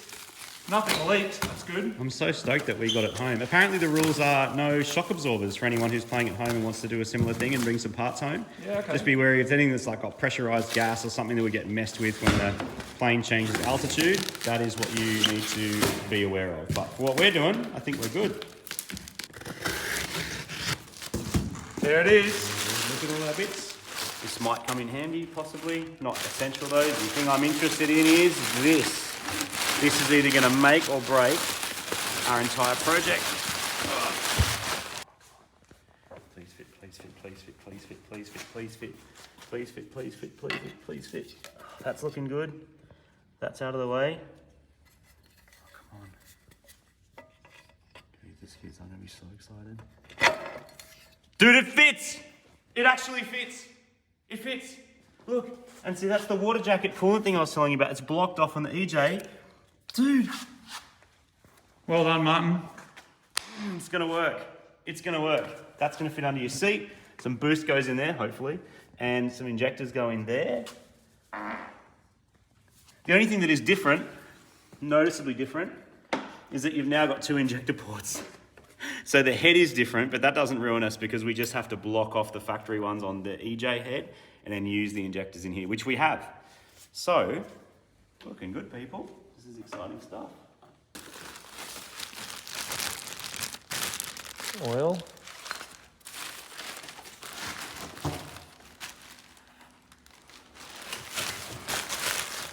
Water pump. That's the feed line for the turbo, isn't it? Which requires, I think it requires this remote mount for the filter, and that's where it gets its oil pressure from the remote mount. So that'll all go together in one thing. The drain I don't reckon is going to work, but we can remake this really easily and bolt it in the side of the sump. All our bolts. So you may know ToolPro as a super cheap brand where you can buy all sorts of tools and all sorts of awesome stuff. They do really handy stuff as well, just like box cutters, knives, lights. Pretty much this whole workshop of Super Garage is decked out with ToolPro and ToolPro X, which is kind of the more, how would you describe ToolPro X, Martin? It's kind of like the more advanced tooling. Yeah. Anyway, so well worth checking out. Listen, that stuff comes in more handy than you think too. Like it's one thing to have a socket set or a toolbox, but actually these things you find yourself going for all the time. Just get them all.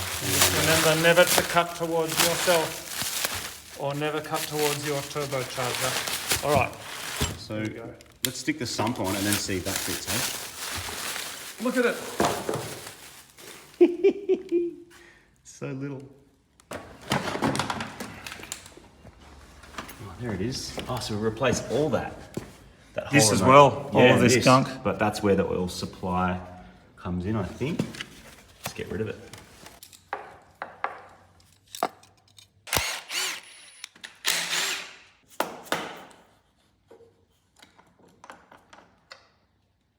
Some more differences and similarities with our E-Series engine. This is the one we pulled off in Japan that like changes the way that the oil filter mounts. And you can see on the side of the EJDE here, it looks like you just screw an oil filter into that. What this does, boom, it goes there or somewhere and actually adapts that, which is going to be very handy for us because to make any of our turbo stuff work, it uses this kind of convoluted system, but also gets the oil feed from up there and directs it into there, and then importantly, up and into the turbo.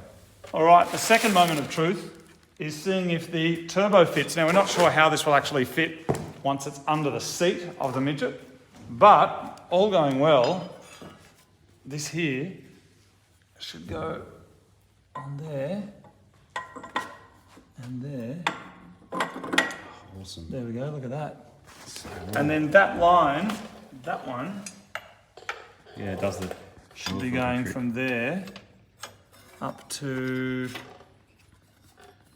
somewhere. I don't actually know where that line sits. We might have it backwards, but we've sort of got to just mock it all up, don't we, and figure it out. That's water. That's oil drain. Must go on the top here somewhere.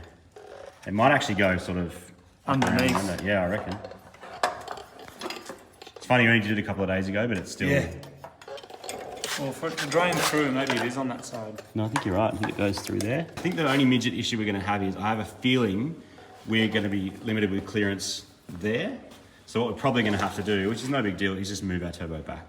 So luckily, much like the K-Truck, we have this manifold, which makes it easy because it's essentially like a little log manifold. But I've also got another one of these, which is quite low profile. We just stick an edge off that. So what we have to do, I think, is get this mocked into the car. Yeah, yeah.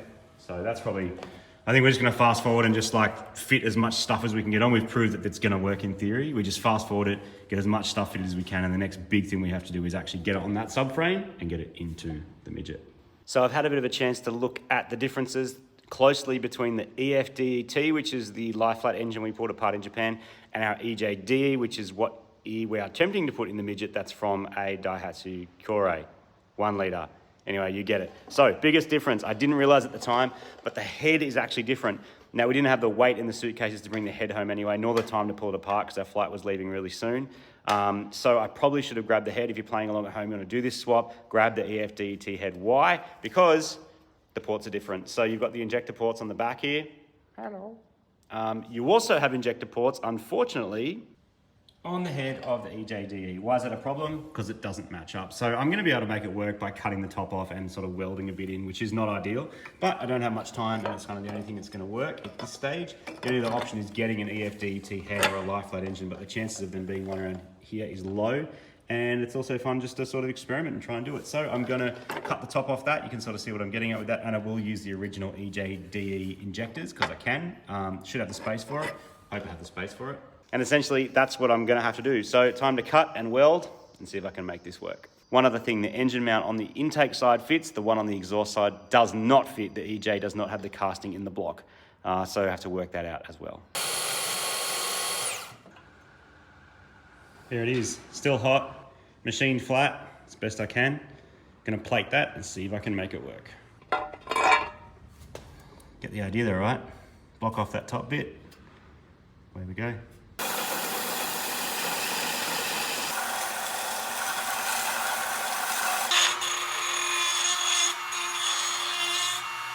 All right, so here's the idea. This is what I'm gonna try and do.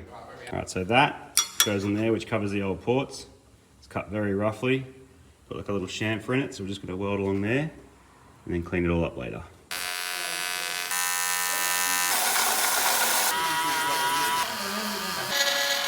That's not looking good. That's not looking good. That's not looking good. That's not looking good. There's nothing there. Yeah, ease up. There's an engine mount there, and this engine mount is a cable tie. I was going to say it's our passenger side engine mount, but actually there's no passenger side. Yes, they're both driver's side. Left side. So, okay, so there's a couple of differences that we've noticed with this engine. And yes, we quickly grabbed all those parts from Japan. If we'd been able to grab the whole engine, this might have worked a lot easier. But it's okay, we're going to get it done. The whole engine wouldn't have fit in a box, though, on the plane. So there's actually no mounting. If you come down here, you can see why. So on the original midget engine, you've actually got 3 bolt holes that you can line up the mount onto, and then the exhaust manifold runs in there. On this one, if you look here, those holes aren't there, but what is there is these little casting marks, which means they could have, but they didn't actually attach or cast the plate in that our mount attaches to. It's a bit annoying, but it's not a deal breaker because it does have other similarities like this reference bolt, because the biggest problem you're gonna have is knowing where this sits, because if you get this wrong, potentially the whole thing doesn't line up. So what I'm gonna do is put the mount back in the original engine, reference it to a point that I know does work. I'm gonna weld that on, and then when I pull that mount off, I know exactly where the mount needs to sit. I'm not going to use it as the engine mount necessarily, but it means when we test fit in the car to make sure the thing actually fits at all, it should line up. What I'm worried about is this has a much, much bigger head and much bigger rocker cover because it's double overhead cam. You can already see it's going to be close. Looking at the car up on the hoist, it looks like it is going to fit, but yeah, it might be a little bit touch and go. So this is the best way you can think of to actually mount it up. This is probably the second biggest challenge after the work that we did last night on the intake manifold, which is now all working, but welding that 20-year-old cast manifold full of fuel and carbon was not easy, but it's done. Dave from Haltech has had a look at this now, sent him some photos, and he reckons it's going to be a winner, and we're going to be able to get it working as long as we can get it in the car. This is basically the time frame, people. Tomorrow we have to have this finished and actually in the car. The next day it's got to be all wired up and checked to make sure that it actually works. The next day it's going to be on the dyno to make sure it doesn't explode, because this engine hasn't been run for how long? 4 years? At least. 5 years. We don't even know what condition it's in. The next day the whole car has to be shipped up to Queensland, where it's going to be appearing on a huge TV advertising campaign for Super Cheap Auto, their oils campaign that we're involved with every year. It's not, we have 3 days. We literally have 3 days. It's a bit crazy. And we don't know if that's going to work. We had to do it that way to fit it into Japan to actually make this work, because without those parts we got, wouldn't fit, 100% would not fit. And this is going to be big block and excellent. We're also starting to question, I can hear the tears hitting the ground. We're also starting to question whether we're going to have time to turbo it before it actually goes on TV. It might just be the big block swap, and we might have to turbo it later. We're going to try, but we just have no time. And building cars for TV is a very, very different situation. And you've got to fit the turbo there somewhere in that tiny little engine bay. And look, it is possible to turbo it. Absolutely no different to what we did with the truck. But is it possible with the time that we have? That's the thing. Like it's coming to get picked up in 3 or 4 days. Exactly. And the alternative is, which is not a bad alternative, you just run a pipe straight off that and it will be so epic and loud and off its face. Yeah. And it's going to have nearly double the torque of what it used to. Yeah. Just has to do a skid. A bit of jack stand action. It looks like it might actually fit. There's clearance. I mean, not a lot of clearance, but there's some clearance. So it's up on the gearbox jack. I'm sort of referencing it off the gearbox mount because that hasn't changed, and that's happy. But the rest still remains to be seen if it's going to work. It's very close, but very cool. If this works, it's going to be excellent. It lines up, sort of. We're clearing with the head, which was my biggest concern. It's bloody amazing, actually. Look at it. It's like it's made to be there. It's a bit close here, I don't know if you can see, but that's not going to be a huge drama to overcome. The rest of it looks really good. Clearance to everything. The rear mount is in, which means the tail shaft will not change, which is the biggest blessing of this whole thing. So we're looking good. I'm going to drop the transmission jack. Hope it doesn't fall out. There it goes. It's mounted back in the midget. That's awesome. In position is probably more accurate than mounted, because now I have to work out how to stop this engine trying to eject itself out of the car. I'm going to have to make at least 1, probably 2 engine mounts from scratch to connect the engine to the K-frame. I'm also going to have to remove some metal from the car itself and then re-weld it so the head doesn't hit on it. The lie-flat style of engines will bolt straight in because they have the castings in the block for the engine mounts, but ours doesn't. I'm going to make a mount that picks up the big bell housing bolts and connects back to the frame. I'm going to make a template up first in cardboard, then I'll make the mount out of 4mm thick steel. This is proper freestyling. Sometimes you just have to cross your fingers and dive in head first, holding your welder.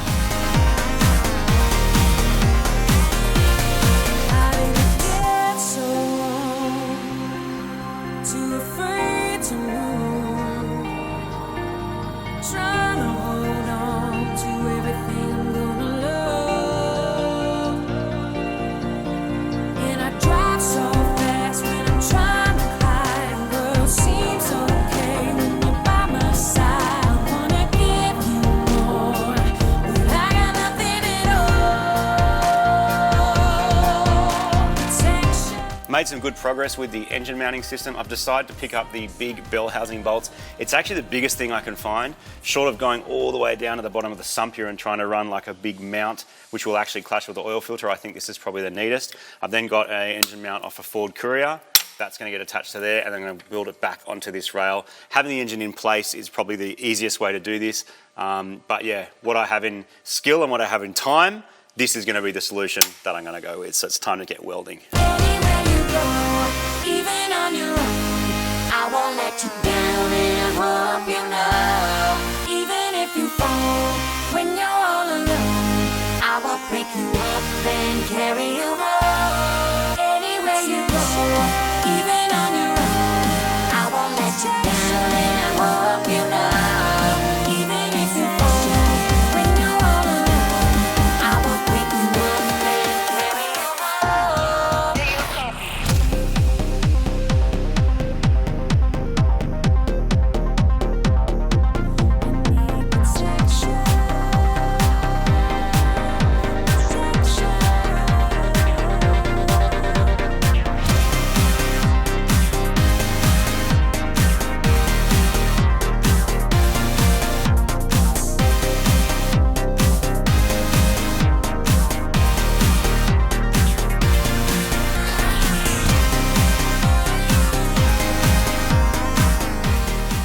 Alright, so the engine is now mounted. It's a bit of a hassle to get it to sit where I want it to sit, so I've had to make a mount off the gearbox here, which is pretty solid. I've still got one side of that mount to do. I've also added one up the front here as well. I was hoping to not have to, but it's just not going to hold. It flexes too much in that direction, and it really does need to be solid. So now the motor can move a fair bit under power, but it won't rotate, which is what the engine wants to do in the sort of opposite direction to the way the engine rotates. Got room for the exhaust. The great thing about this setup is now I just removed the back gearbox mount, and then I drop this subframe back down on the gearbox jack, and then I get access to everything, so I can finish these mounts, clean them up, weld them, paint them, do all the stuff, but I needed to get it actually locked into position before I could do that. So this is going to come down, then a whole bunch more welding. Well, I didn't know if it was even going to fit, and it seems like it's going to. It was a lot of extra effort to make those engine mounts, but I'm really happy with how it's sitting on the K-frame now. It's really solid. They've all been welded up. Now I've just got to paint them and paint the K-frame so nothing rusts.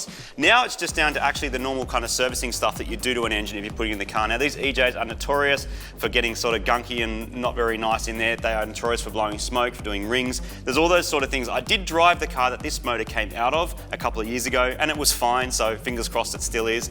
But if not, I'm still going to replace a few things like do sump gasket, rocker cover gasket, clean up all the mating surfaces, make sure it's as nice as possible, replace the belt, fresh oil, fresh gearbox oil, and then all that's left to do is get it in the car and then start wiring and plumbing it up. So why do people love big block swaps so much? Well, we are huge fans of forced induction, just like any other living, breathing human being should be.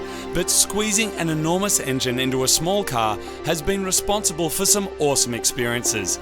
This weird Daihatsu Odyssey that we're on right now isn't all that different to the V8 big block swaps of yesteryear. You get the biggest engine that you can physically fit in the engine bay and then make everything else work, and hopefully even keep it road legal. It turns out the dipstick is in a different location to suit the lie flat sump, so I'm going to cut a thread and install a stud with some sealant to block off the old hole. Then the sump can go on, as can the rocker cover from the Japanese motor that we stripped in Japan.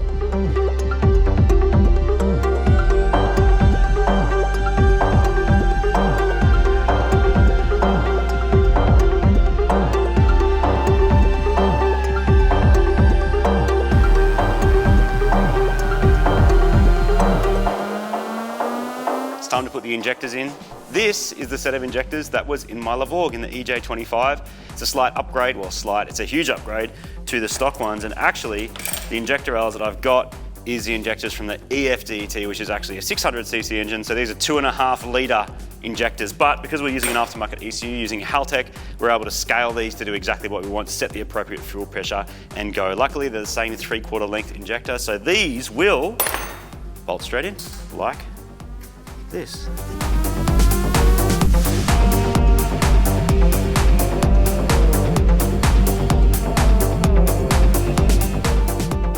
Because we have modified the intake manifold, it means no gasket. So, got to make one. This is gasket paper. I haven't really had to do this much because this is more of like an old school thing, but you cannot actually get a gasket to suit this in Australia, and even if you could, it would be missing half the bolts at the top. So this is sort of where the Frankenstein engine really comes into it. But you can just cut this paper out, and because it's just an intake manifold, no boost, unfortunately at this stage, there won't be much air trying to escape out of that. So that pretty much is how it works. Cut it to size to fit exactly, treat that a little bit, clean everything up, and then I can put that onto the engine. If this looks a bit dodgy, that's because it is, but as long as the air stays inside the engine and the coolant stays out of the part meant for the air, this should work just fine. But this gasket holding will make or break the swap. Pretty happy with that. Refine those edges just a little bit, and then that we'll go donk onto the head. Martin, who would have thought that your years and years of very useful Daihatsu encyclopedic knowledge Give it a pump, would have mate. eventuated to this? Well, this is one of the most extreme Daihatsu things I think we've ever done. It's intercontinental, Martin. It is. It's Japan, it's Australia. Are we? No, we're going up. And so now I left the gaskets to dry overnight because they needed to set properly. And now it's the moment of truth. This thing either fits with all its fuel rail and its rocker cover and all its stuff on. Dude, it's gonna fit. Or it doesn't. And if it doesn't, we're absolutely... No, dude, we're gonna be fine. We're gonna be great. So if we line up this back mount first, so keep pumping, keep pumping. Oh, there. Yeah, pump him up, pump up the jam. Dude, I can't believe that we were just in Japan and now we're Stop here. there. And now this is actually going in. Well, if it fits. I mean, but look, if it does, I'm going to be so excited. I'm not going to lie to you. All right, so now that's set, so that should Can get I us in the right send the rest spot. now? Go up a little bit more. A little bit more. It'll start to go into place. Oh, dude, it's looking I good. need a couple of, where are they? The big washers, there's Oh, here we two go. next to you, but you also need these ones. Two of these for the top, on top of that thingy. And then that one goes in from underneath. That one, we've only got one, Martin. We've only got one You bolt. should have another bolt. Here's don't another bolt. have another one. Here you go. Oh, thank you, mate. One I prepared earlier. All right, So, dude, if this goes in, we're good. There's still work to do, obviously, but we are getting very close. Dude, that's going in. Is it? I think I need one more pump. If that fits, I mean, it should fit because I made the engine mounts on the car, but if that fits, we just need to drop it down and look at the top and make sure it's not clashing with anything. Yeah. I lost my bolt though. I think my two are good. Looks good from down here. We just have to check from above that it's not clashing with anything. We can take this strap off. Dude, that's fantastic. Oh, I'm so excited if this works. I'm so pumped. Suspended in the Midget under its own power. After a whole lot of customization, the Midget engine is in. I'm absolutely frothing because it's a big block, double overhead cam, modern Midget. 1 litre big block, people. Has anybody ever considered a 1 litre to be a big block before, Martin? We have. Yeah, we have. I mean, if you got a motorbike, it would be big. That's true. This is a car. I mean, it's a truck. Anyway, from Australia to Japan and back, Martin's epic Daihatsu skills, a little bit of fangdanglery, and we're there. We have Well, we're there. We're there. one more day where it has to be wired up, working, and on the dyno, and then it's getting shipped 1,000 Ks Fuel. to appear in the new Super Cheap Auto TV commercial. So, Fuel, there's a lot coolant, to do still. wiring, exhaust. 4 things in one day. Yeah, it's We going to be literally epic. have a day. Hey, Dave. Hey, man. How you doing? We got Dave here from Haltech. He's the wiring guru of all things. He laughs at my soldering iron skills, and he should too, shouldn't you? I'm neutral. I'm Switzerland on this. Mate, what do we do? This engine's not meant to be in this truck. I imagine it's pretty simple because there's not a whole lot going on. What happens? What do we do? This should be real simple. All we're going to do is chop the plug off, the original harness. We're going to repin it for the new plug for the Haltech 550. We are going to pin out some things on the bench. We're going to look at the diagram. We're going to make sure it all is perfect. Then, don't know, under or above, we'll figure it out which way is the easiest way to plug it all in. Yeah. We might need maybe 2 relays, one for the ECU and injection system, one for the fuel pump, Is that it? and then we can figure out the rest of the interior stuff like a tacho if it even has one. So this is simple. This should be very, very simple. Yep. Watch it not be simple. Yeah, okay, cool. All right, well, I'm helping you today, mate. I'm your apprentice. All right. Your coffee and bacon and egg roll is on the way. Charge my batteries, let's go. Luckily, Marty kept the engine loom when he pulled it out of the old mirror, so we don't have to start completely from scratch. But my old Midget came with an old carby setup with about 50 less wires, so we'll still need to be customising a bunch of stuff. So I have the fuel pump out of the tank, and yes, it already looks a little bit different because I just thrashed through and did it. So originally, all this had was a little pickup tube, bang, that went on there. So I cut it off and I added a Raceworks fuel pump. So this is ethanol proof, and but actually reasonably small, which is what we want for such a small engine. So this converts from old school carby pickup to high pressure EFI, and I can reutilize some of these original lines of vents, and I'm gonna use this as the return. So that's where the filler normally comes through when you fill the fuel up. In my truck, I did the same thing, and I teed back into this to use the fuel return. We'll run a regulator up the front. The tricky part is getting power into it because originally this never had any power. So you've got your gasket that goes through here and you need a way to get the wires out. But there is a clever way of doing it with these little sort of bulkhead mounts. So you drill a hole through the hanger, you put your wire through there. Thank you, Davo. You put your bolt through there. You've got these insulators which prevents any fumes or fuel from getting out. And then on the other side, you then just plug this in, and Dave very cleverly has made a little patch loom so we can make this whole unit as one and then just drop it straight into the existing midget tank. No further mods required. Add some fuel hose up to the front of the engine, add a regulator and a fuel filter, and we're done. This is a really simple way of adding a high pressure fuel pump to an old carbied car. We did a similar thing with our RB26 240Z a few years back. You just need to get the fuel in and out and power and ground to the pump. This is the loom for our Daihatsu EJDE engine, and each of these plugs corresponds to a component in the car's system that needs to be accessed either in or out via the Haltech ECU. Now, Dave, have you seen one of these before? Definitely not. Definitely not. I think this is kind of like a JDM export thing only, but because he is the wizard of all things wiring, can you do your best to try and interpret what each of these things are and where they go?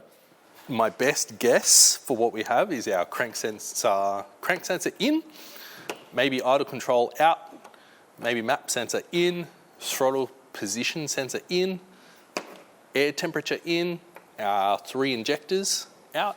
This is our alternator light. This might be a knock control or a oil pressure light. I think this is our coolant temp sensor, and this will either be the other plug. This will be oil pressure or our knock. We've got 2 grounds to ground the actual loom and our 3 coil connectors. And this is where our fuel pump signal comes from, maybe tacho out, maybe power, and then there's our ECU plug. So all of these plugs are currently going down here into that plug, but we're going to be repinning that into a Haltech plug, and then that there is what goes into the ECU. So basically this is going to stay, but that bit is going in the bin. Yes, you are. It would be possible to use the factory ECU for something like this, but make sure you check if there's an immobiliser circuit that works with the original key. We're future-proofing this project by adding a basic aftermarket ECU to enable us to retune it when needed. This also gives us the capability to add boost if we want to turbocharge it later down the road when we have more time, something we definitely don't have right now. Repinning the factory loom for the Haltech ECU is probably the simplest way to do this, especially if you can lay it out on a bench like we've done. With the help of some Daihatsu and Haltech diagrams, we can cross-reference where each wire needs to go. We just need to do this for about 35 wires and then hopefully it should work. So we have just finished creating our loom. It is almost done. This here was the original Daihatsu plug, and we have now, we think we've worked out what almost everything is, and we've repinned it to Haltech plug.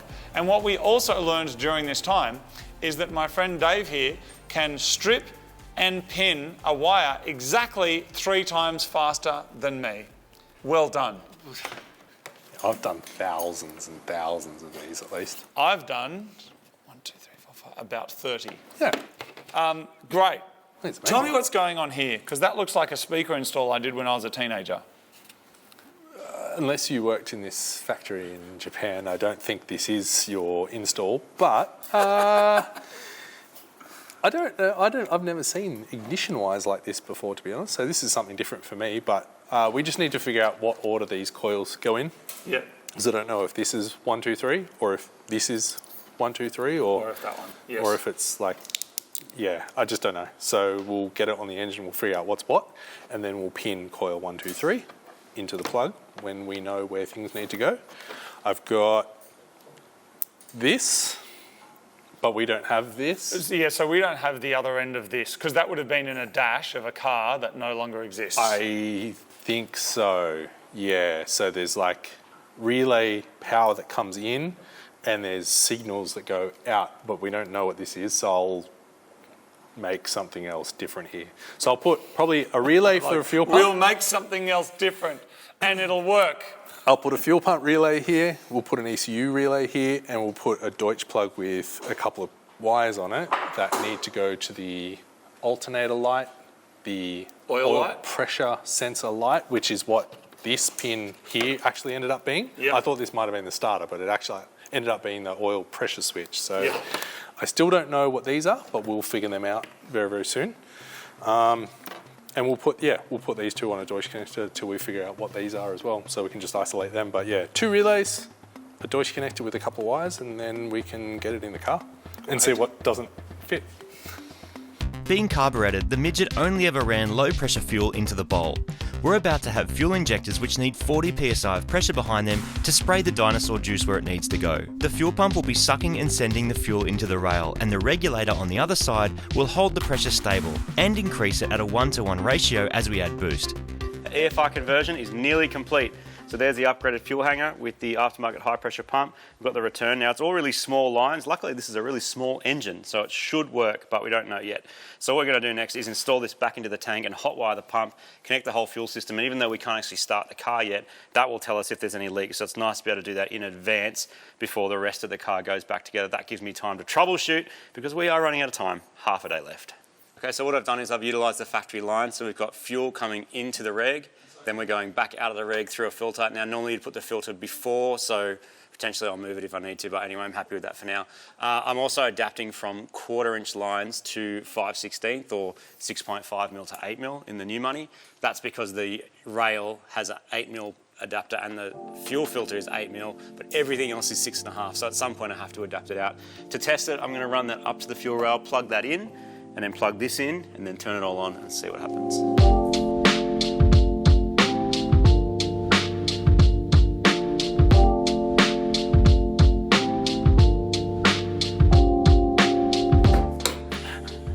Fail. It's just ever so slightly too long. Luckily, to fix it, all I got to do is shorten that tube and move the pump up, but yeah, I just measured it wrong.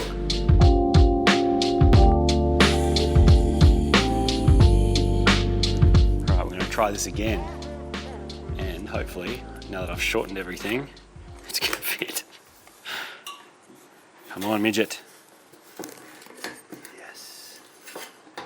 Oh, we're good. I think we're good. Yep, it's happy as now. Awesome. Bolt that down. See if it works.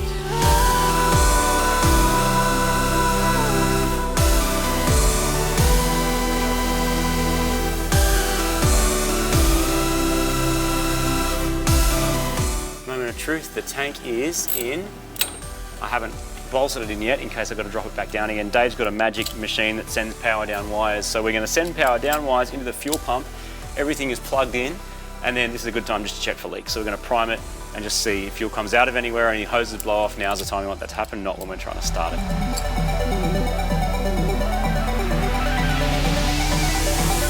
Okay, tank's coming out. I failed. I didn't do the connectors through the top of the fuel hat properly, so they're most likely shorting out. So I've got to do something different, which I'll work out. I will take you. It turns out I didn't drill the holes big enough for the terminals, so they were shorting. Luckily for me, without sparking in the process. Whoops. All right, fixed my dumb mistake, and now we're going to try again. Here we go.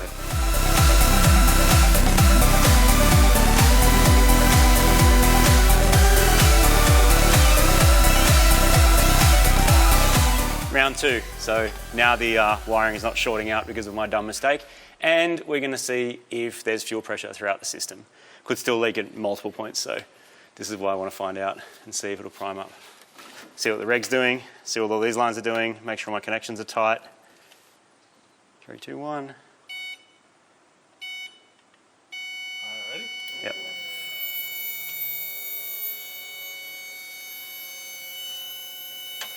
Can feel fuel flowing into everything. Well, can hear it all. Good. I mean, as long as those injectors are closed, there's no fuel leaking. Can't smell any fuel. As well, because Yeah, it's spinning the right way because you have, hear it building pressure. and because we've wired directly from the pump through your wiring, so we know exactly which way it goes. We don't have to guess. Great. All right, we're good. It's drawing the right amount of current. We're good to go. So the stage that we're up to now is we need to try and get coolant into this thing, and then the last step is exhaust out. But we can start and run without coolant just to make sure it's actually going to trigger and go, but we can't run it for very long. So if we can get some coolant stuff happening while Dave is finishing the wiring, then we're in luck. We have no idea if this motor works, do we? No idea if this motor works. I mean, I drove it years ago and it kind of worked, but in this configuration, laid over on its side, which they've never been done as far as we know, it's a little different. So we do have this pipe off the Midget which meets up with the radiator hoses at the front and also runs the heater. So weird. Yeah, so that all matches up. So now it's a matter of going, where does this go? We think in the Midget it went back to the block here somewhere, but on the configuration that we've used, it actually pops out from the top. So we can just run a hose down to it if that in fact is correct. But up here is where it gets a bit weird because it's a front wheel drive engine. So we've got 2 outlets or an inlet and an outlet on the same side. So we've actually got 3. So instead of an engine having 1 in, 1 out, it's got 1 in and 2 out or 2 in and 1 out. We don't actually know, but we just have to figure it out. And then after that, exhaust. So just got to work out, look how small it is. It's tiny, isn't It's it? like that one. Got to work out whether we go just out the side for time and for efficiency or whether it goes out the back. Side pipe's And kind of whatever's cool. going to look best on telly. But side pipe's kind of cool. That'd be awesome, especially if it pops some flames. This is now just total freestyling, but if we can get coolant in one side and out the other without any annoying airlocks or leaks, we'll be one step closer to our goal of creating the world's fastest Daihatsu Midget. All right, so Chop. that plumbing that was required for the heater has been chopped. It's going to work. Look at that. Because the question is, people, would a car in Fast and the Furious have a heater? Would it have air conditioning? If they don't need it, we don't need it either. Dude, they don't even have brakes. No. Jesse at Race Wars, he didn't even have brake calipers. He's in a Honda. But no, Never seriously. needing to stop anyway. It was interesting when we went and worked in the cars department for the Fast and Furious films with Dennis, absolute legend. What a boss. Yeah, I mean, when you're pumping out cars to get them done for a movie and to get things sort of working for that, it's different goals. But what I would say is we haven't shortcut anything in terms of if you want to spend another week on this car to make it a daily, you absolutely could. Like the air conditioning, because it comes with a basic air conditioning system, will work with this engine. You can there's room for an aircon compressor. There's not the provision for it on our EJ, but the EF that we played with in Japan, it's the same. So you could plug that in. Yeah, all those creature comforts, no worries. Because it's the middle of summer, we're also going to bypass the heater core. You can just run extra pipes for that, but at the same time, we can also just join these pipes together and it's just we don't have to worry about it. And the less things we can worry about for now, the better. Martin, have a look at this. So that hose there, I've put that on, that perfectly lines up with that. And the original mounting point for that is right there. Yep. And so now we just got to work out what happens when all of the coolant comes out of here. I got an idea. How about we use the JDM blocker, which is came from the Japanese engine. Why don't we install that blocker onto it? I don't know how it's going to stand up against coolant pressure, but you know what? Just for testing, I reckon that's going to be fine to run a bit of water through and see what happens. We've got one thermostat is what we want, and yeah, fingers crossed. We might just need one hose to go from the top, which you're going to have to raise the parts bin and just see what we can get to join that up to the front. Right. On most cars that aren't Daihatsu Midgets, you have a top and bottom radiator connection. Hot coolant goes into the radiator, it gets cooled down, then back into the engine. Because of the Frankenstein nature of our system, it's actually got 3 connections, so we have to block one, but we have no way of knowing which way to run it without trying it. So we're going to take a guess and hope it doesn't airlock and cook our engine. Next, we're going to drop it back down so we can put in a fresh set of spark plugs. Then Dave can fit up the wiring loom. Then once we've put oil in it, we can see if we can try and make it crank.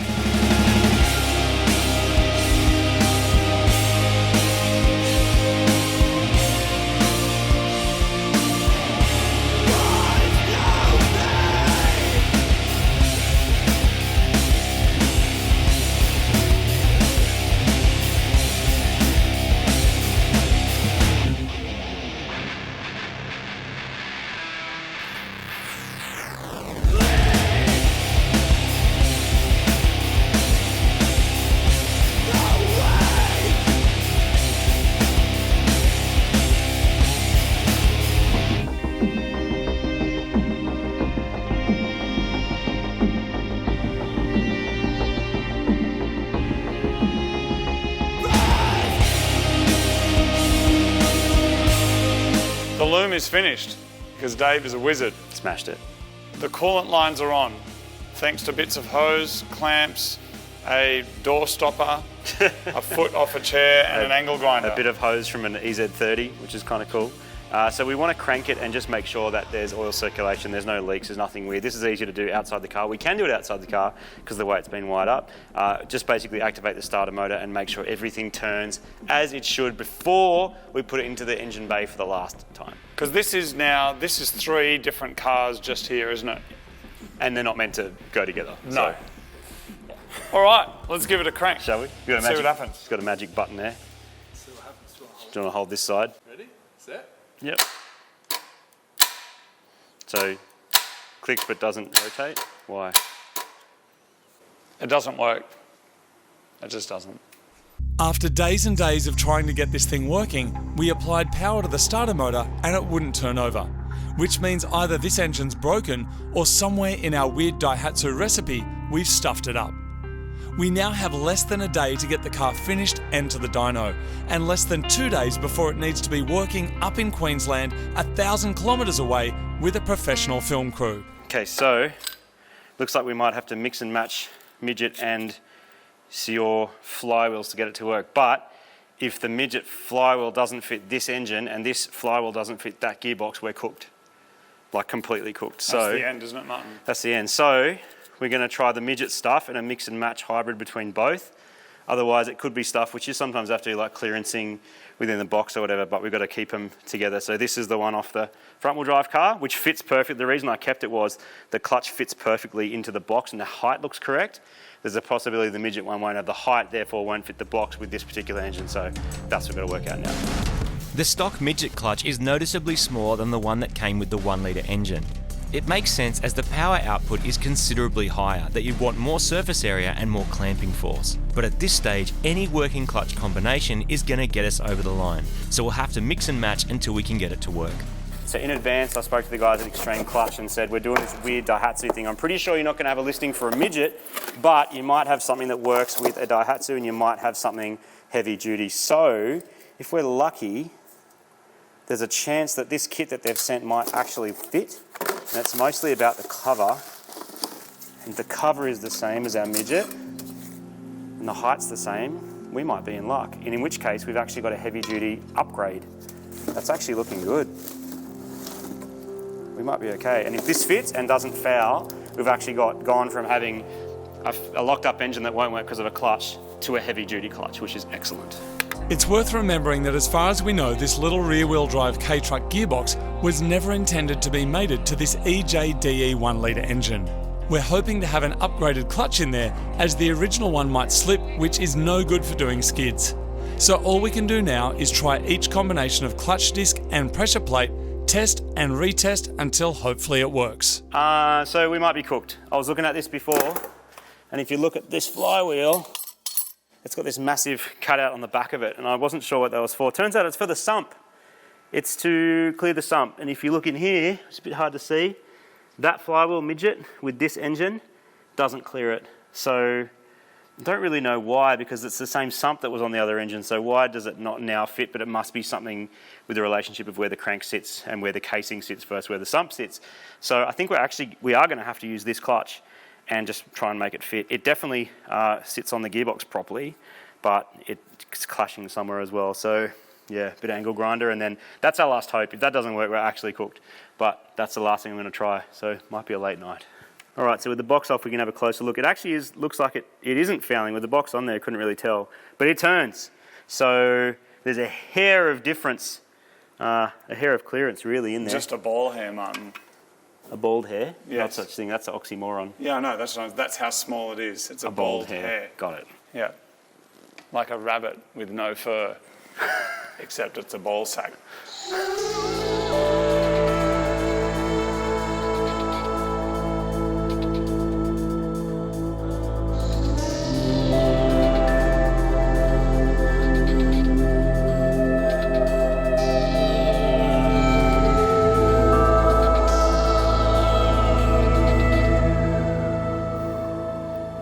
Go.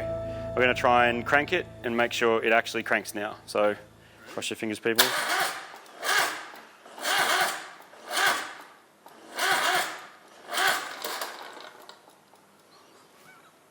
Well, it does crank. It cranks. It sounds weird. It sounds like it's underwater. There's no water in it. No, but it sounds like it's gurgling. I agree. It sounds strange. Well, the water pump would have been doing all sorts of funny things then, with any water that was left in it. Oh, unless when we had it tilted over, we got a shit ton of oil somewhere we shouldn't have. It's trying to pump out or something. But we would see oil come out. Is that battery's okay, isn't it? The big boy? That brand new? Yeah. It's ginormous, man. Yes. I'll go again. Yep.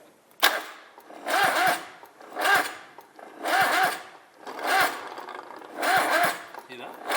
Yeah. Really labouring to turn though, isn't it?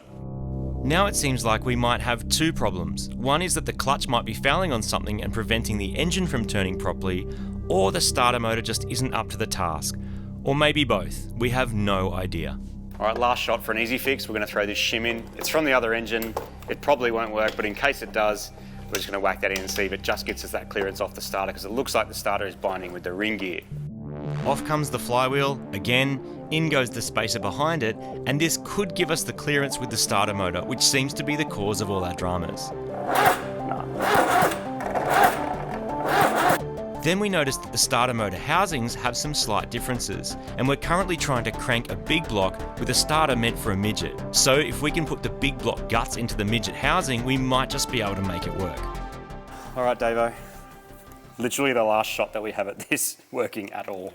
Because if this doesn't work, we're actually cooked. I know. So this is the original L251 starter, jimmied into a midget starter housing. I don't even lost track. We've been doing it for 12 hours, I've lost track. Well. 3, 2, 1, come on.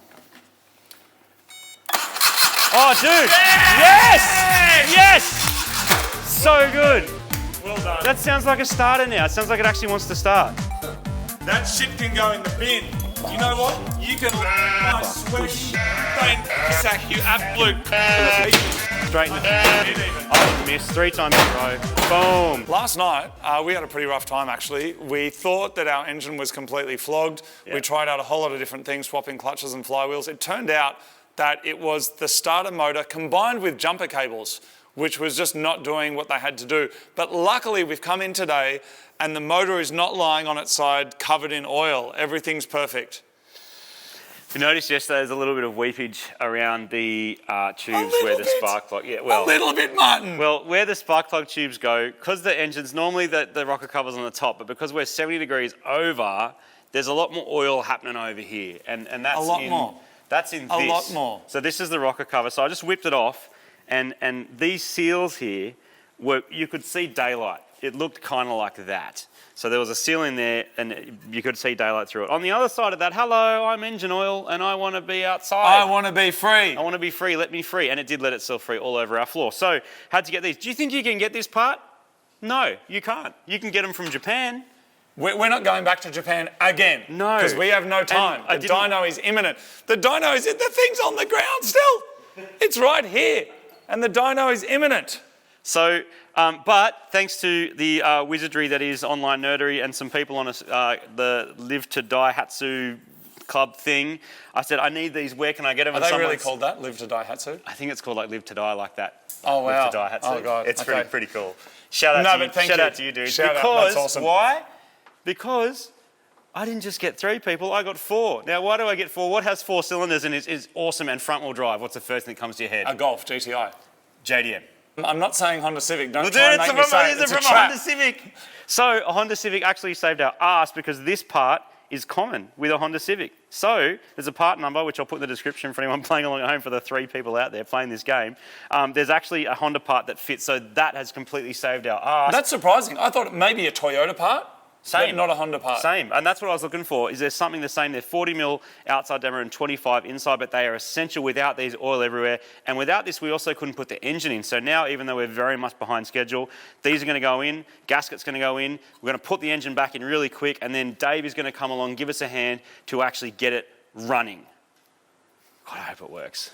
We have no idea whether it's No going to run idea. or not. No idea. There's not many components of this thing that we started with such high hopes, and there's not many components now that have like gone smooth sailing. I still You know have what I mean? hopes, but there's so many things that could go so very badly wrong Yep. at any point. And that clutch locking up, the engine locking up was one of them. Yep. Now I think we've solved that. The starter motor, that wrecked it. Couldn't get a replacement starter. That's fixed. Except, Mun, we're now using the midget clutch with the big block, and it's possible that that's just going to create a dust show. Oh, that we're just going to completely blow it to pieces. So all these things we don't know, but what we now have is oil staying inside the engine. So this back together quickly, gasket back in on the engine. Dave will finish the wiring, engine will go in, we'll plug everything in, plug the Haltech in, put a base map on it, get plumb fuel, plumb water, get an air filter, air temps. Let's go.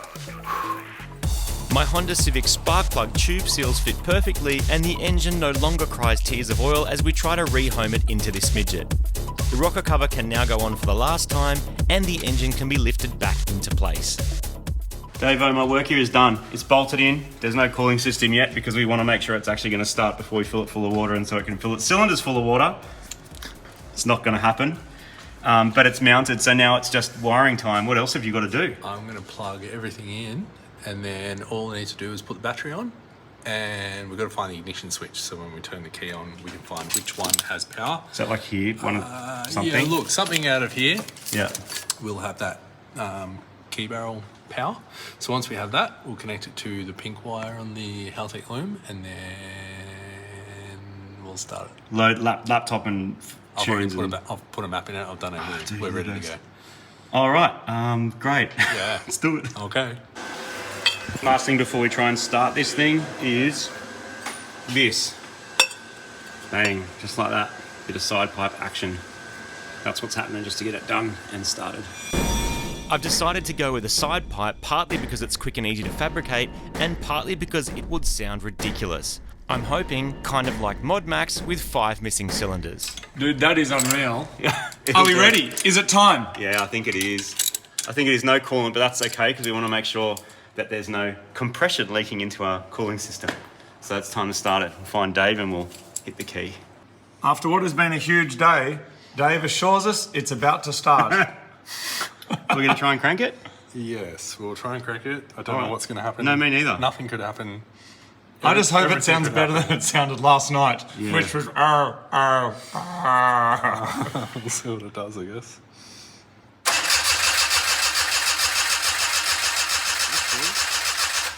We have 0 RPM. So it's not sensing crank, cam, whatever stuff? It's, Okay. But that starter sounds healthy, which is great. It does actually. So I feel good that about actually that. sounds pretty good. really good. It sounds like a little 3-cylinder. You can hear its spirit. Hear it chugging. Yeah. See what it reads on the scope. Not reading. 0. Oh, you know what's great about the only good thing about that problem is that's a Dave problem. I've seen an hour, mate.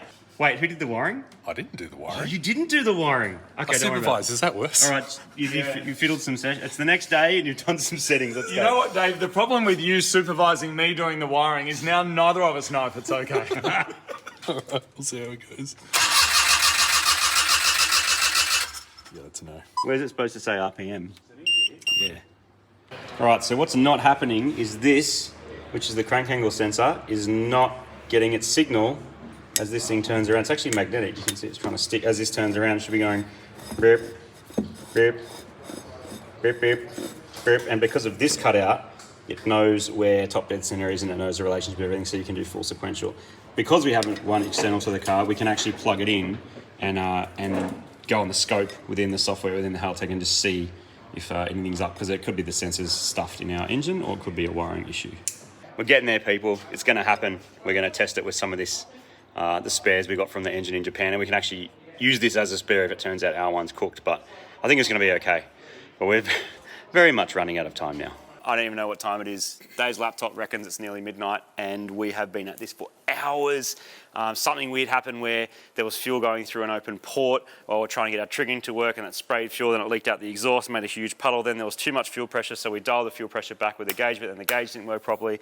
Anyway, it's been a mess. But fingers crossed right now. We've got RPM, so really the Haltech should do its job, and the thing hopefully will actually fire, but we can't run it for very long, so let's see, Davo. Do it, man. All right, we'll give it a try. See what happens. God damn. I don't Okay. know.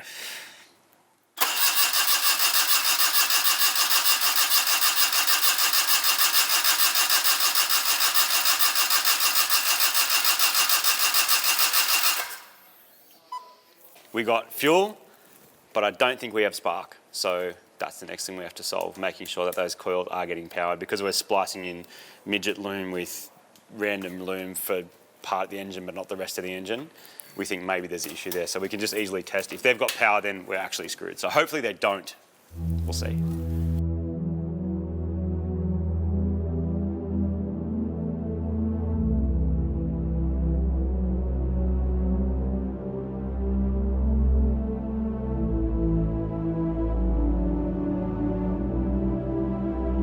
Coil power, fuel, everything. Just do it, Dave. Should. Just do it. Come on. Come on, midget. That is our result. That's our result. How's that timing? How's that timing? Not great. That's ignition timing, isn't it? Do you reckon? Could be the edge. It could be pinned back to front, like the crank sensor, because I've been testing so many things. Oh, right, okay. And if it's back to front, just won't work? It'll work, just not well, kind of like that. Try again, here we go. Come on, midget. Come on, midget. Yeah! Sounds terrible. Turn it off. It's good noise. It does sound different, but it ran. One thing at a time.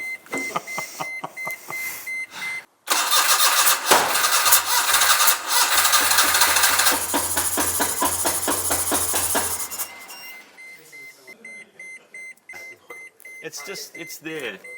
It's there. Through that hole.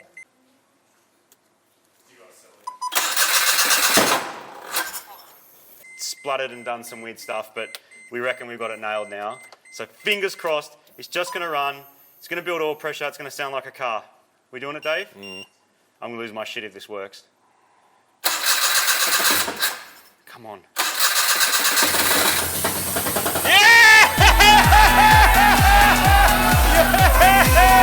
I'm going home. After a whole lot of messing around, we got our starter motor working. We also got our side pipe welded up and in place. I noticed an absolutely enormous crack in our exhaust manifold, which will probably just make things even louder. These cracks are notoriously hard to weld, but if I have time, I will give it a shot. We now need to connect the tail shaft, the shifter, the speedo cable, and an assortment of other bits and pieces to get this thing drivable.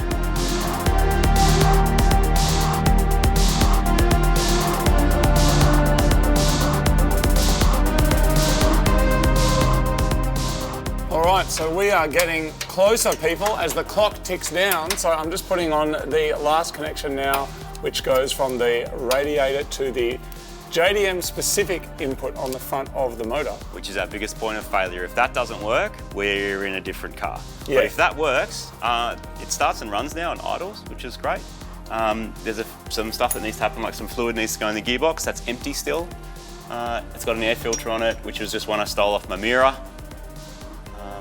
And some petrol leaking out of the exhaust manifold. Yeah. That's a weird one. Yeah, so that's been fixed. That was an injector that was stuck open, but a bigger problem than that is this freaking ginormous crack in this one-off manifold. That's the only one we have that will fit this engine. So I'm gonna have to gouge that out and just weld it to repair it until we can get another one, but we don't have time to get another one before this car needs to be driven in anger. That's just gonna be like an industrial repair, like a farm repair, right? Yeah, exactly. Just weld it back together. So this has been, I reckon, one of the hardest projects ever in terms of the amount of customization and like fiddly stuff and being limited by the fact you can't go and get parts for it. We didn't think it would be. Remember, it was just like, get another motor, slap it in Yeah. there, but as always, it always ends up being bigger than you expect and you almost need to allocate more time. Definitely. Actually, the biggest thing on our side, Marty, has been the amount of experience that you've had with Daihatsus and these motors. Because otherwise, like your average person who doesn't care about this stuff would be screwed. All average people care about Daihatsus. Yeah, it's just, yeah, like I said, the challenge of not having able to just get more parts to throw parts at it, and also little shifts, little changes like, oh, these mounts don't fit. Okay, that's a whole day of making engine mounts. Yeah. So, yeah. But pretty happy with it, and if it works, I'm going to be so stoked because, you know, you put that kind of time in, and then when it actually works and does a skid, Oh, totally. I'll be some big high five. So really fingers crossed that it actually happens. So next thing up, we've got to get some, all the fluids basically. Gear So oil. radiator, check the oil, gear oil, and then turn the key again, Martin. Fill it full of water. So what could go wrong and will cook us is if coolant gets into the cylinder head. via the intake manifold that we had to customise. Yeah. That's the only thing that can really go wrong at this stage, because it starts, so the triggering's good, the ECU's good, the engine seems happy, makes the right noises. But it's never run with coolant. Never run with coolant. So in the next minute or two, you and us are about to find out whether we're cooked or not.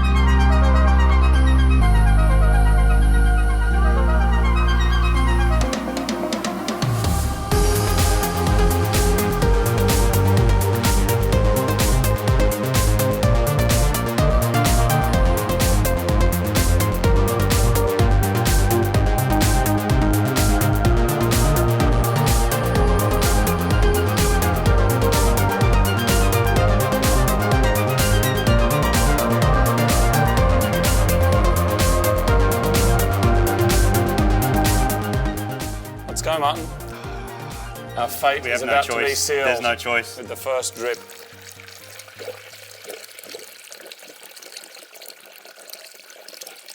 It's eating all of it. I wonder if it's going on the floor though. Any Not drip? yet. Not yet? No. Any water dripping out? Nope. Like I said, not yet.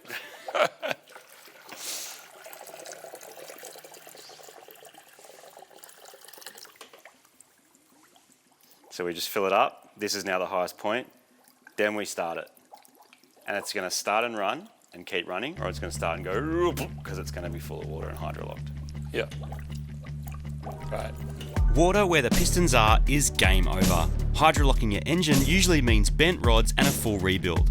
I'm concerned because the only thing keeping water out of the intake is the homemade gasket I cut out of stuff that looked like it came from a cereal box. But if it holds, we'll be just fine.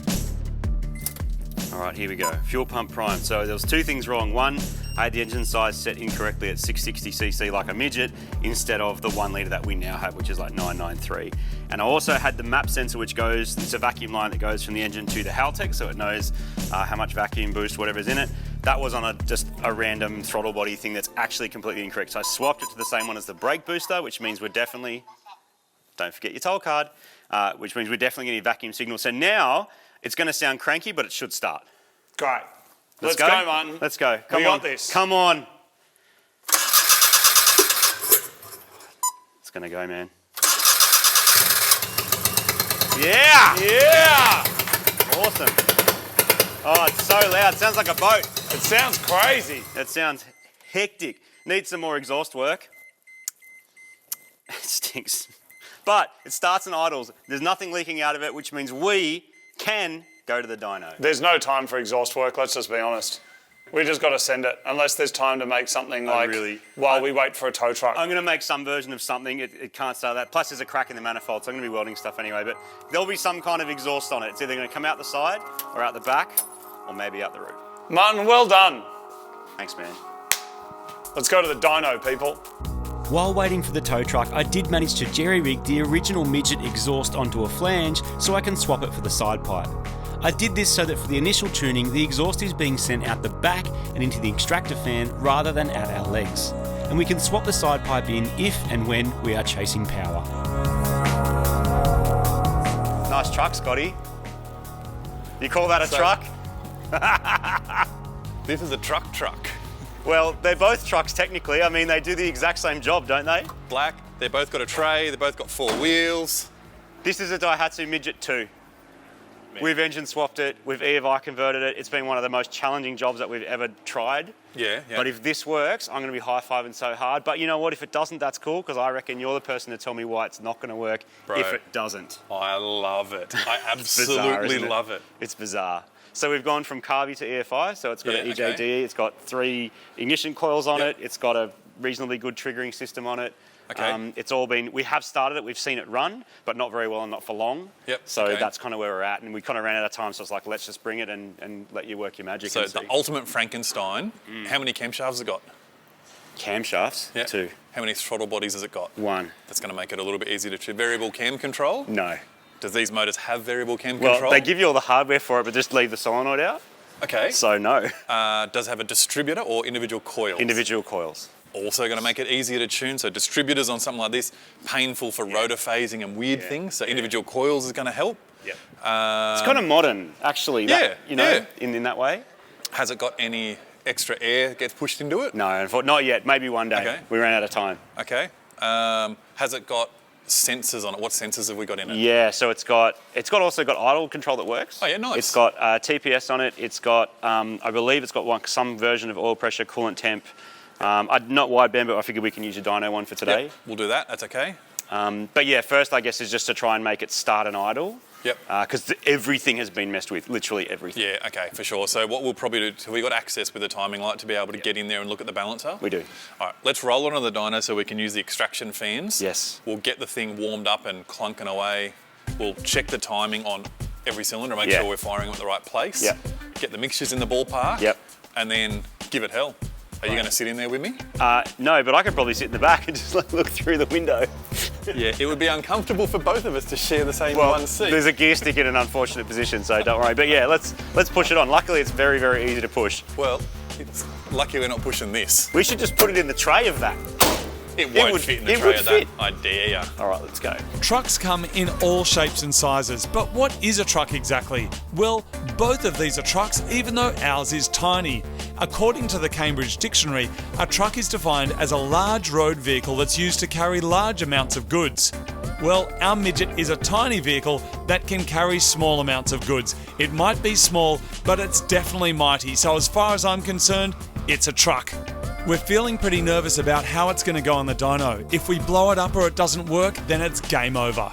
Well, we don't know what we don't know yet, so do we just dive in? Yeah, we just dive in. We might as well stay outside the car for now because we can see everything. So the first thing, I just want to get it up to temperature and get the mixtures in the ballpark. Then we'll just, whatever problems come up, we'll just knock them off one by one. All right, sounds good, mate. All right, so we're standing out here because... You can see everything. All right, here we go. Okay, so it's retarded, super retarded. Does it sound like 2 cylinders? Smoky as. It's already idling better than it ever has. What a wizard. Seriously. Okay, so we do have control of the injector, but I agree with you that there is something very peculiar going on. Yeah. It's never idled really nicely yet. Yeah, okay, for sure. But there could be order of injectors. That bad.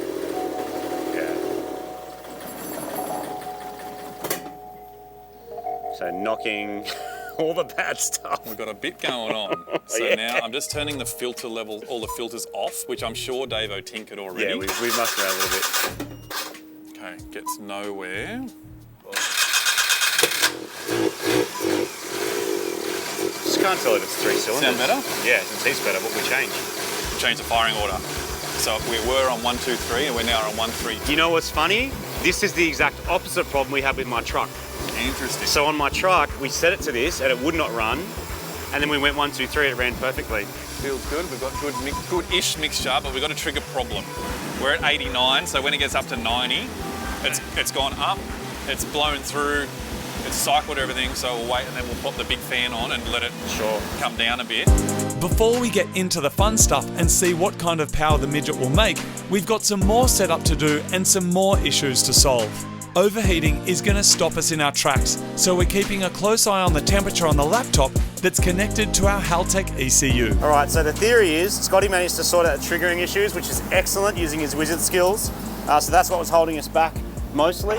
Now our next issue is coolant temp. So I had obviously a lot of question marks in my head about how that even works between the Japanese engine and this engine and everything else.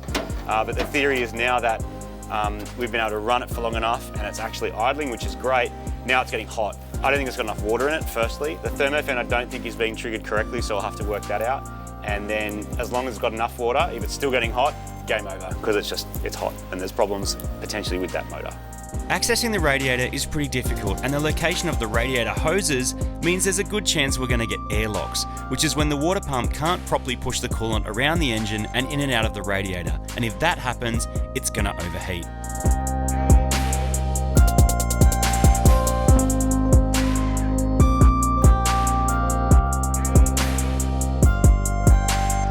There's been something about this that's been bugging me, and that is the way the cooling system is routed. It didn't make sense to me where the thermostat was on the Australian engine versus where the thermostat was on the Japanese one, but I did it the same way so it would run correctly, but the head is different. If you ever do this, get the Japanese head, the EFDET, it'll work better. So anyway, what we can do, I think, because we're going to delete the thermostat anyway, I think if we actually swap the pipes, so I blocked one, if we swap them and try again, we're essentially just running with no thermostat, but that might get us the coolant flow that we need. If it doesn't, then I don't know what to do. We just cannot get the temperature to stay stable. At one moment it's pushing steam out of the lower radiator cap, then it will drink litres and litres of coolant, stay cool for a few minutes, and then yak it out all over us and the dyno, so we are quickly running out of ideas. The other big problem we have is, once it boils over, everything is hot. Your hands, your tools, the rest of the engine bay, it's just no fun. We've been able to capture and reuse the coolant each time, but we're just going to have to think outside the box and try and work out why this thing keeps getting hot. So the gamble I took with the way the manifold works and the way it sucks coolant has not paid off. I had no way of proving if it was actually going to work. The only way we're going to save this dyno session is to configure the engine like it was front wheel drive, using its in and outs that are both on the wrong side of the engine for where we need to be, and cap the one that's on this manifold. So that's about all we can do, but to do that I'm going to need like 2 meters of hose, so hopefully I can get some nearby. Got maybe an hour left, so if I can get hose, we can plug it in, we might save it, but if not, it idles and moves around now, which is still a win, but we might not make our deadline, so I'm going to rush around and see if I can get some hose and see if I can make it happen. The hose we need is 1-inch internal diameter, which is easy to get for a normal run between an engine block and a radiator, but I need meters of it to make it from the back of our flat-mounted engine to the very front of the car. It turns out there's a shop around the corner that might have what I need. Let's just hope they don't ask for a VIN. Success. We might be okay still. We might be okay. Let's see. This is for an excavator, not a car. I got some hose. It's from an excavator, but it's going to work. We dude. on? Yeah, we're on. Here's my hose from the excavator shop. It's 1-inch ID. I've also got 1-inch Bunnings plumbing pipe holding the rest of the cooling system together. So that's what I'm going to do. I'm now going to get the hot water from the back of the engine instead of the front of the engine and loop it around. So I've got a lot of hose to get into the radiator. So now we need to go from the outlet into the bottom of the radiator. I think that's going to work. I really hope it's going to work. And we might need something real sharp to cut this. Let's see. If this works, we might actually be in luck, because every other thing that I was worried about is being ticked off by Scotty. So he's fixed the triggering system. It seems that it's getting fuel. It seems my EFI conversion is holding up so far. I mean, we haven't given it a hard time yet, but so far so good with that. As long as we can get coolant in and out of this thing and not melt this on the exhaust, which it looks like it's going to be all right. We're in business, people. Cross your fingers.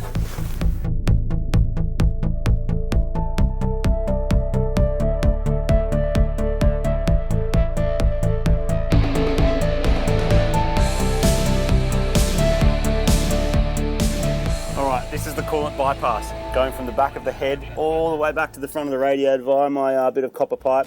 I don't know if this is going to work, but we're going to fire it up, fill it up, and see what happens. Our biggest enemy here is airlocks. Luckily, having owned heaps of Subarus, I am no stranger to this. But as long as the water pump can suck in hot water and spit it out into the radiator to be cooled down, then we are all set. But if it's got a big air pocket in it, then it will quickly overheat and just spit steam all over the place.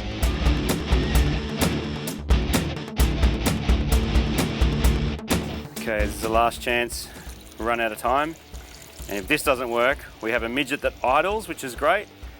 But I think that's as far as we're going to get. The cooling system would have been what killed it. So we're going to start it up and hope that sucks in some water. Hit it, Scotty, whenever you're ready.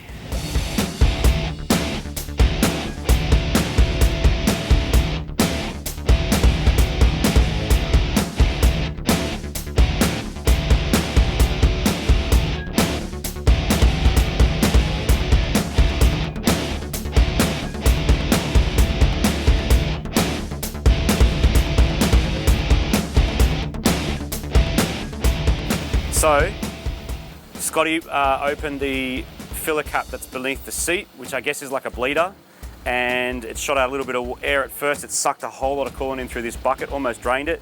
We stopped it, started it again, did it again, and now we've got warm water up here. That's a good sign. That means the radiator is actually working. So now we just idle it and keep an eye on the temperature. I mean, there's no thermo fan, so... No fans, we'll just keep an eye on that and I'll use our big fan to supplement that. But if that's getting warm, I'm tempted to put a cap on it. I like it. All the air should be out of it now, right? We'll give it hell, we'll just run it up and we'll do all our other checks, then we'll come back to this, I think. All right. We're checking with a thermometer to see if our installed coolant temp sensor matches the temperatures we're seeing at various points around the engine. This tells us if coolant is in fact circulating, which is what needs to happen to make this dyno session a success. All right, last ditch and I absolutely mean it. Scotty has exactly 20 minutes left before he has to be out of here. I've swapped the hoses, there's nothing else we can do. It might be the most unexpected thing that sunk this, which is coolant. Let's see. Let's see.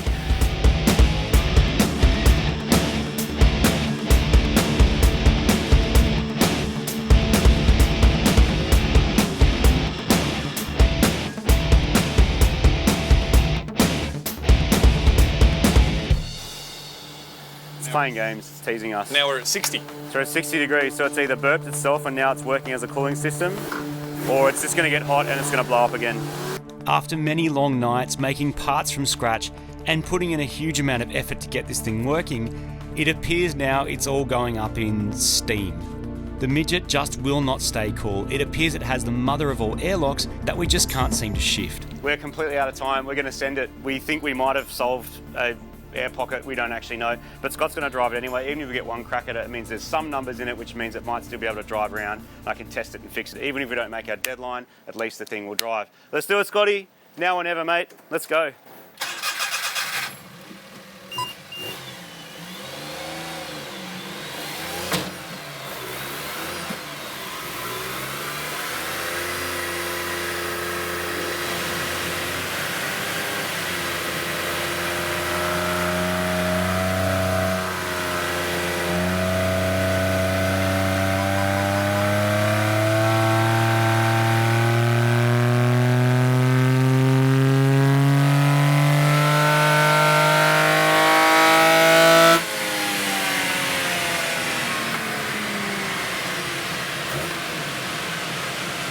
Not shooting up.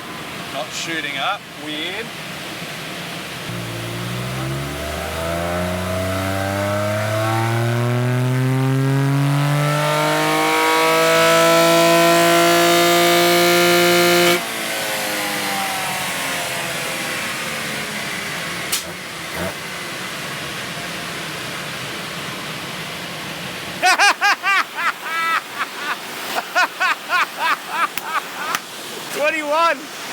What a beast. If it makes this now, what did it make before? Wait, did we all do all this to make less power? We'll never ever know. This is not, for what it is, I'm impressed. I reckon it's doing well. You reckon it's doing well for a 1 litre? Laid over on its side? Older 1 litre, no VVT, no nothing. Yeah. Like, they weren't known to be powerhouses, but yeah, it's, I mean, 21 kilowatts in 500 kilos is 40 kilowatts in a tonne. She's steaming up. Oh, there's a lot of heat coming off everything. But our coolant temperature, according to the sensor, is stable. So it's sitting at 87 degrees. It's not spitting coolant out the bottom. If it was gonna overflow, it would actually spit it out through the radiator cap and we'd see it under the car, but there's nothing there. I mean, at this stage, it's like, it's just do or die, just go for it. Bro, I don't know what just happened, but maybe we burped it good and proper. That one hit, something happened. Yeah. Unbelievable. Unbelievable. Gonna need a mad holiday after this, eh? This one has fully tested my will. Scotty though, doing Scotty things and being amazing. We're on it. This is the great bit. Look at this. Dude, I'm we're so one, happy. 1 kilowatt at a time. Yeah. We're killing it. Scotty.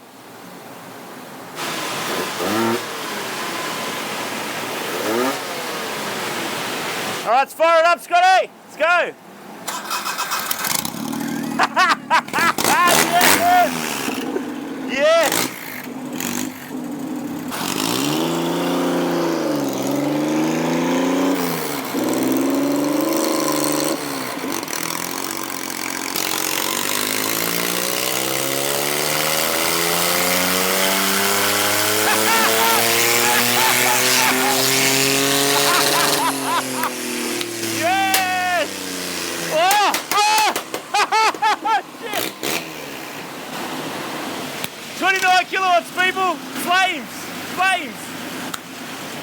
That factory exhaust must have been ridiculous. Yeah, it was So- pretty restrictive. It's what I could get to fit in the time I had. But the side pipe's always been the plan. So because of that, the side pipe just then, because we're now, the exhaust can get out of the engine, we can now feed more ignition timing into it as well.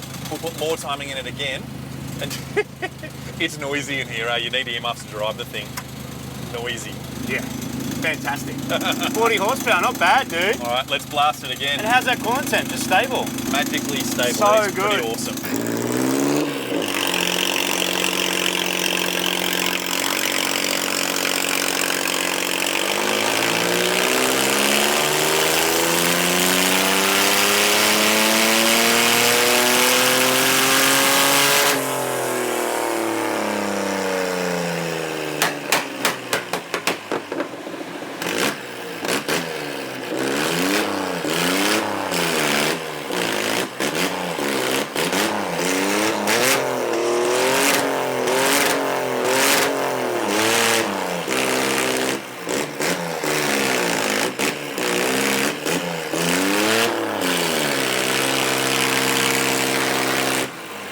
That was a hard 40 horsepower to get, but we got him. We got it. What a good result. It drives mint. So good, man. Yep, really good. Oh, let's go home. We could have given up at any point there, and Man, now we've got a working car. that's pretty impressive. It seems to love it too. Man, Nothing's leaking out of it. Well, not yet. I'm into it. Well, there's literally a truck coming in 15 minutes to pick this up. They just called me. Oh, yeah, And then 14 hours from now, it's on the highway. Going to... Yeah, so I have between now and 6 a.m. tomorrow to clean all this up and make it like a normal car. All right, people. Time for a sleep. No, wait, no sleep yet. Still got to fix the cooling system, make it drivable, and then put it on truck. This Midget has been an incredibly well-performing vehicle, but it did have one shortcoming, which is this.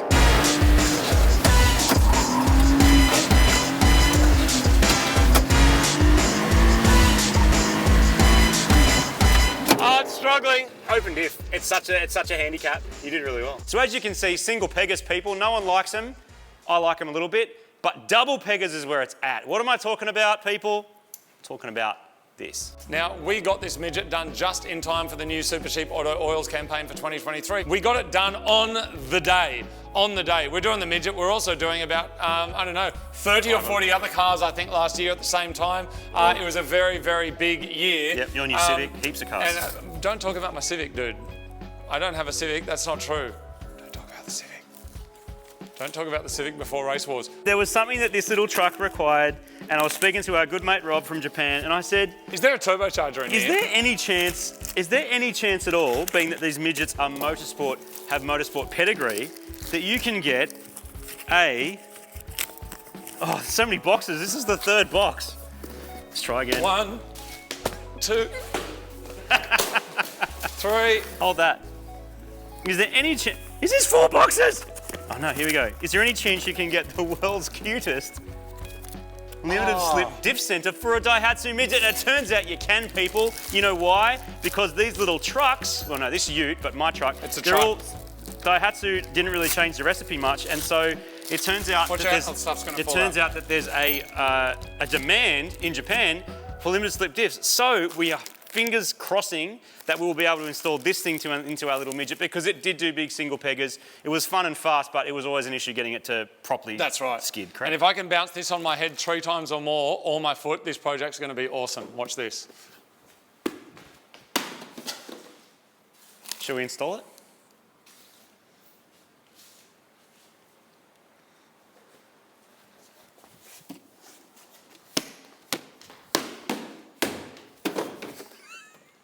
All right, let's install it. The first step is to jack up your car. I was reading the instructions, or the bits that I can read. So on the front, it has all the different models of truck that it fits. S200, S500. My tipper is an S510. Who cares? Heaps of people care about K-trucks, man. But the other bit of English that's in there says, this product is designed for use in Japan only. It must not be used in any other country. Oh. Anyway, everybody, thanks for watching this video. Make sure you check out some merch. Leave a comment down below. We will abide by the Japanese rules and regulations. Get these steering wheels off! 1, 2, 3. 4, 5, 6 spaces. 7.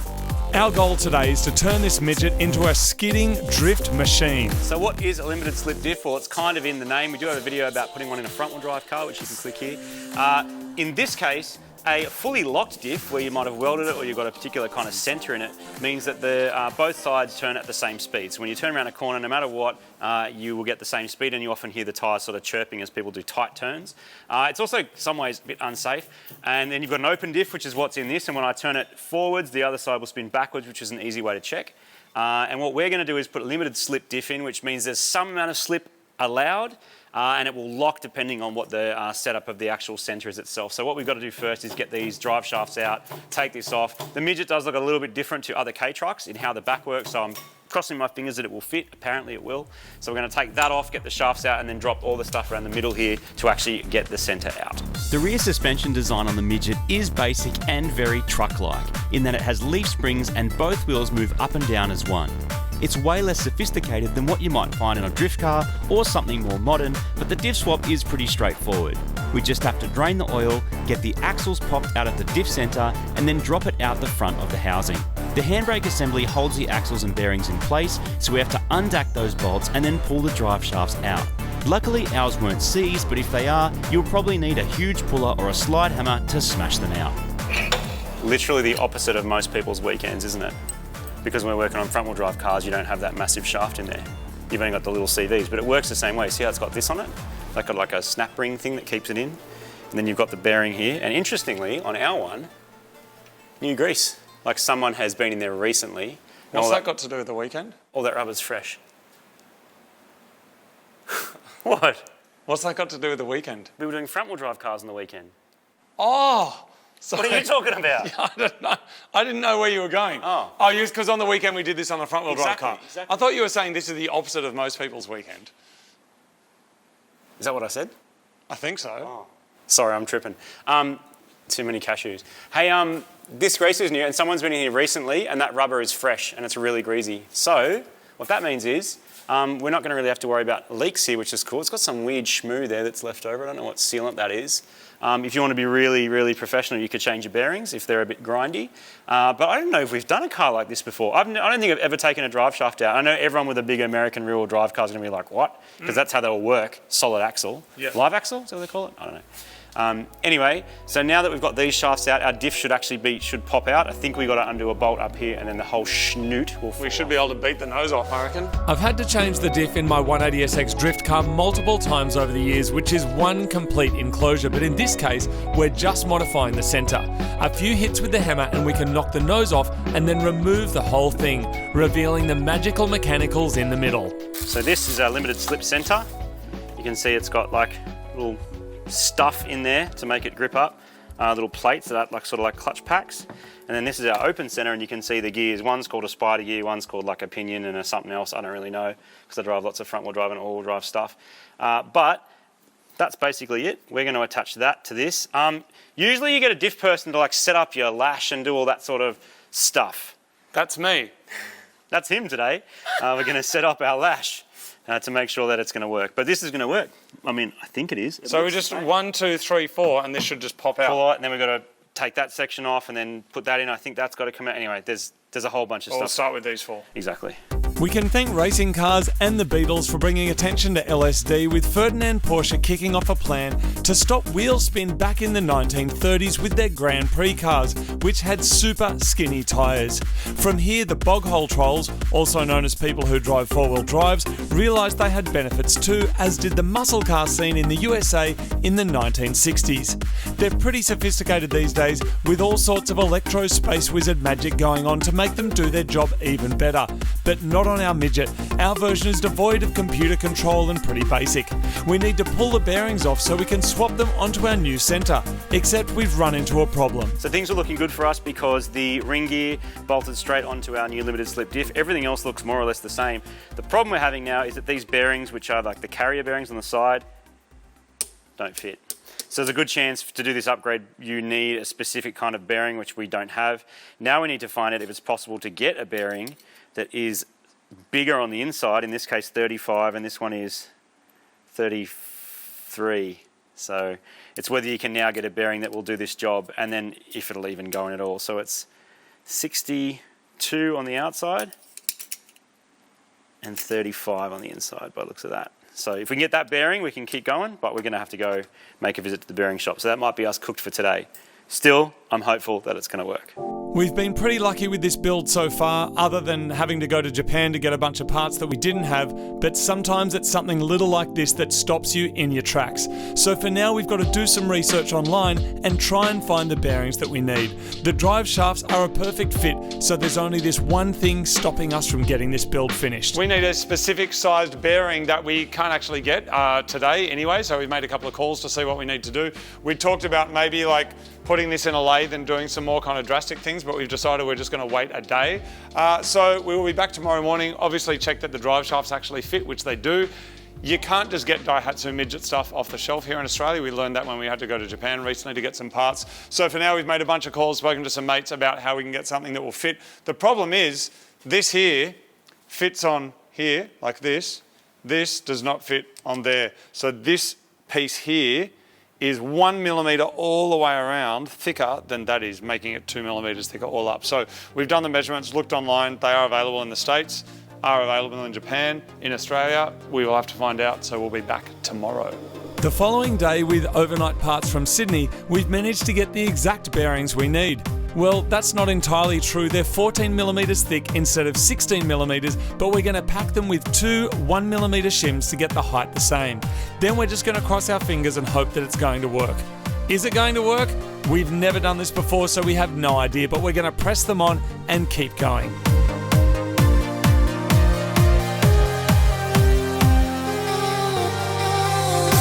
Next up, we carefully tested the diff and set up the lash. No, we didn't. Yeah, we didn't, because we're not a diff shop, we don't really know what we're doing, and we're just keen to go and do a skid in our Midget.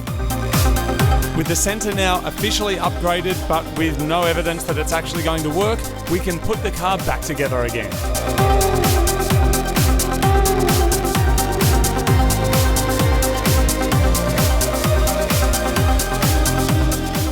So our new diff is in, and this is now spinning forwards, and if you go around and have a look at the other side, it should be spinning forwards as well, meaning that we have Winning. an upgrade, a proper upgrade for skids. Yep. So, So also, should you take your car to, or your diff to, a diff specialist to get it all set up? The answer is yes. yes. Usually you should, for sure. I we mean, do. plenty of people change diffs and things in drift car parks and stuff, so it kind of depends what you're doing with the car and if you're going to drive it for 200,000 Ks or not. Yeah, we're just going to give it a mad thrashing. So pretty Experimenting, Martin. That's right. Experimenting, see what happens. But anyway, so bleed the brakes, put that back together, put the wheels on, and then it's ready to test. Last thing I'll mention, it's also fully reversible. So you can take that centre out and put your old centre back in to go open. You can take this out, change it to 1.5 or 2-way or 1-way, depending how you want it to behave. As is the case with many of our projects, this one has ended up being way bigger than we'd anticipated, but also way better. Well, if it actually works. But what's more important than the nuts and bolts of a car build is the stories and adventures that it can inspire. This one was modified on a ridiculously short time frame for TV and sent us on a wild trip to Japan for parts. But now, after all this time, effort and work, we need to see if this little Daihatsu Midget can actually dance.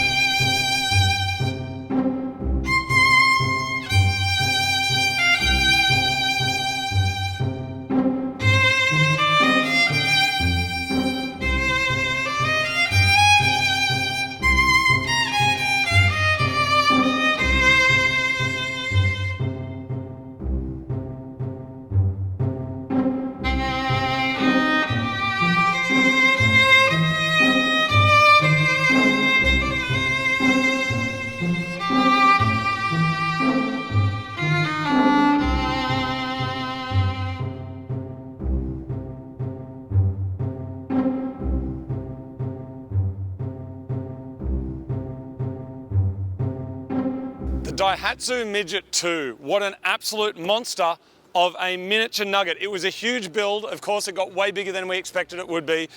We had to build the thing in a very short time frame over multiple countries, but we got there mostly because of this gentleman's incredible skill with Daihatsus. Daihatsu big block 1 litres, everyone. EJD is doing a good job. They're a bit of a little smoky engine. They do bearings and rods and other things that we're not going to talk about right now. Don't worry, because in the Midget it's just perfect. And it does a good skid. And that diff, what a game changer for doing skids. It actually held skids. Hold it sideways, first gear, second gear, third gear. Didn't try fourth gear yet, but that's a job for later on. But an incredible little car, really, really fun, makes great power, and of course is just like super unique. A single center seater, like that's cool. I think it's what drew me towards the car in the first place. It's just a little bit wacky, and that's why I love it. And it just feels so cool, like from when you first got it, to driving it stock, to getting it chopped by the truck and all that sort of stuff to this point, it's like, it's just so good now. Yeah. It's noisy, it needs an exhaust, but aside from that, it's awesome. It's been just a big job, that's all. It's been way bigger than expected, but really, really happy with it. So everybody, thank you for following this series. We're moving on to something completely different after this. But if you do want to support the show, and we do really appreciate those of you that support the show by grabbing a t-shirt or a sticker, it really, really does help us and directly goes into making the show better. You can do that at mightycarmods.com and we'll send it to you anywhere in the world. Yes, we will. Martin, well done, mate. Thank you. You've got Daihatsu skills. Thank you. You got skid skills. Well, we are. Who thought we could meld them together? I know. Who would have thought? Who would have thought? Anyway, see you next time, everybody, and thank you for supporting the show. Catch you later. Bye. Oh yeah, we're getting in for a little gear knob wristy action. A what? I said a little gear knob wristy action. Is that? No, I'm getting in the back. I can't fit. See you, everybody. Bye. Oh, handbrake.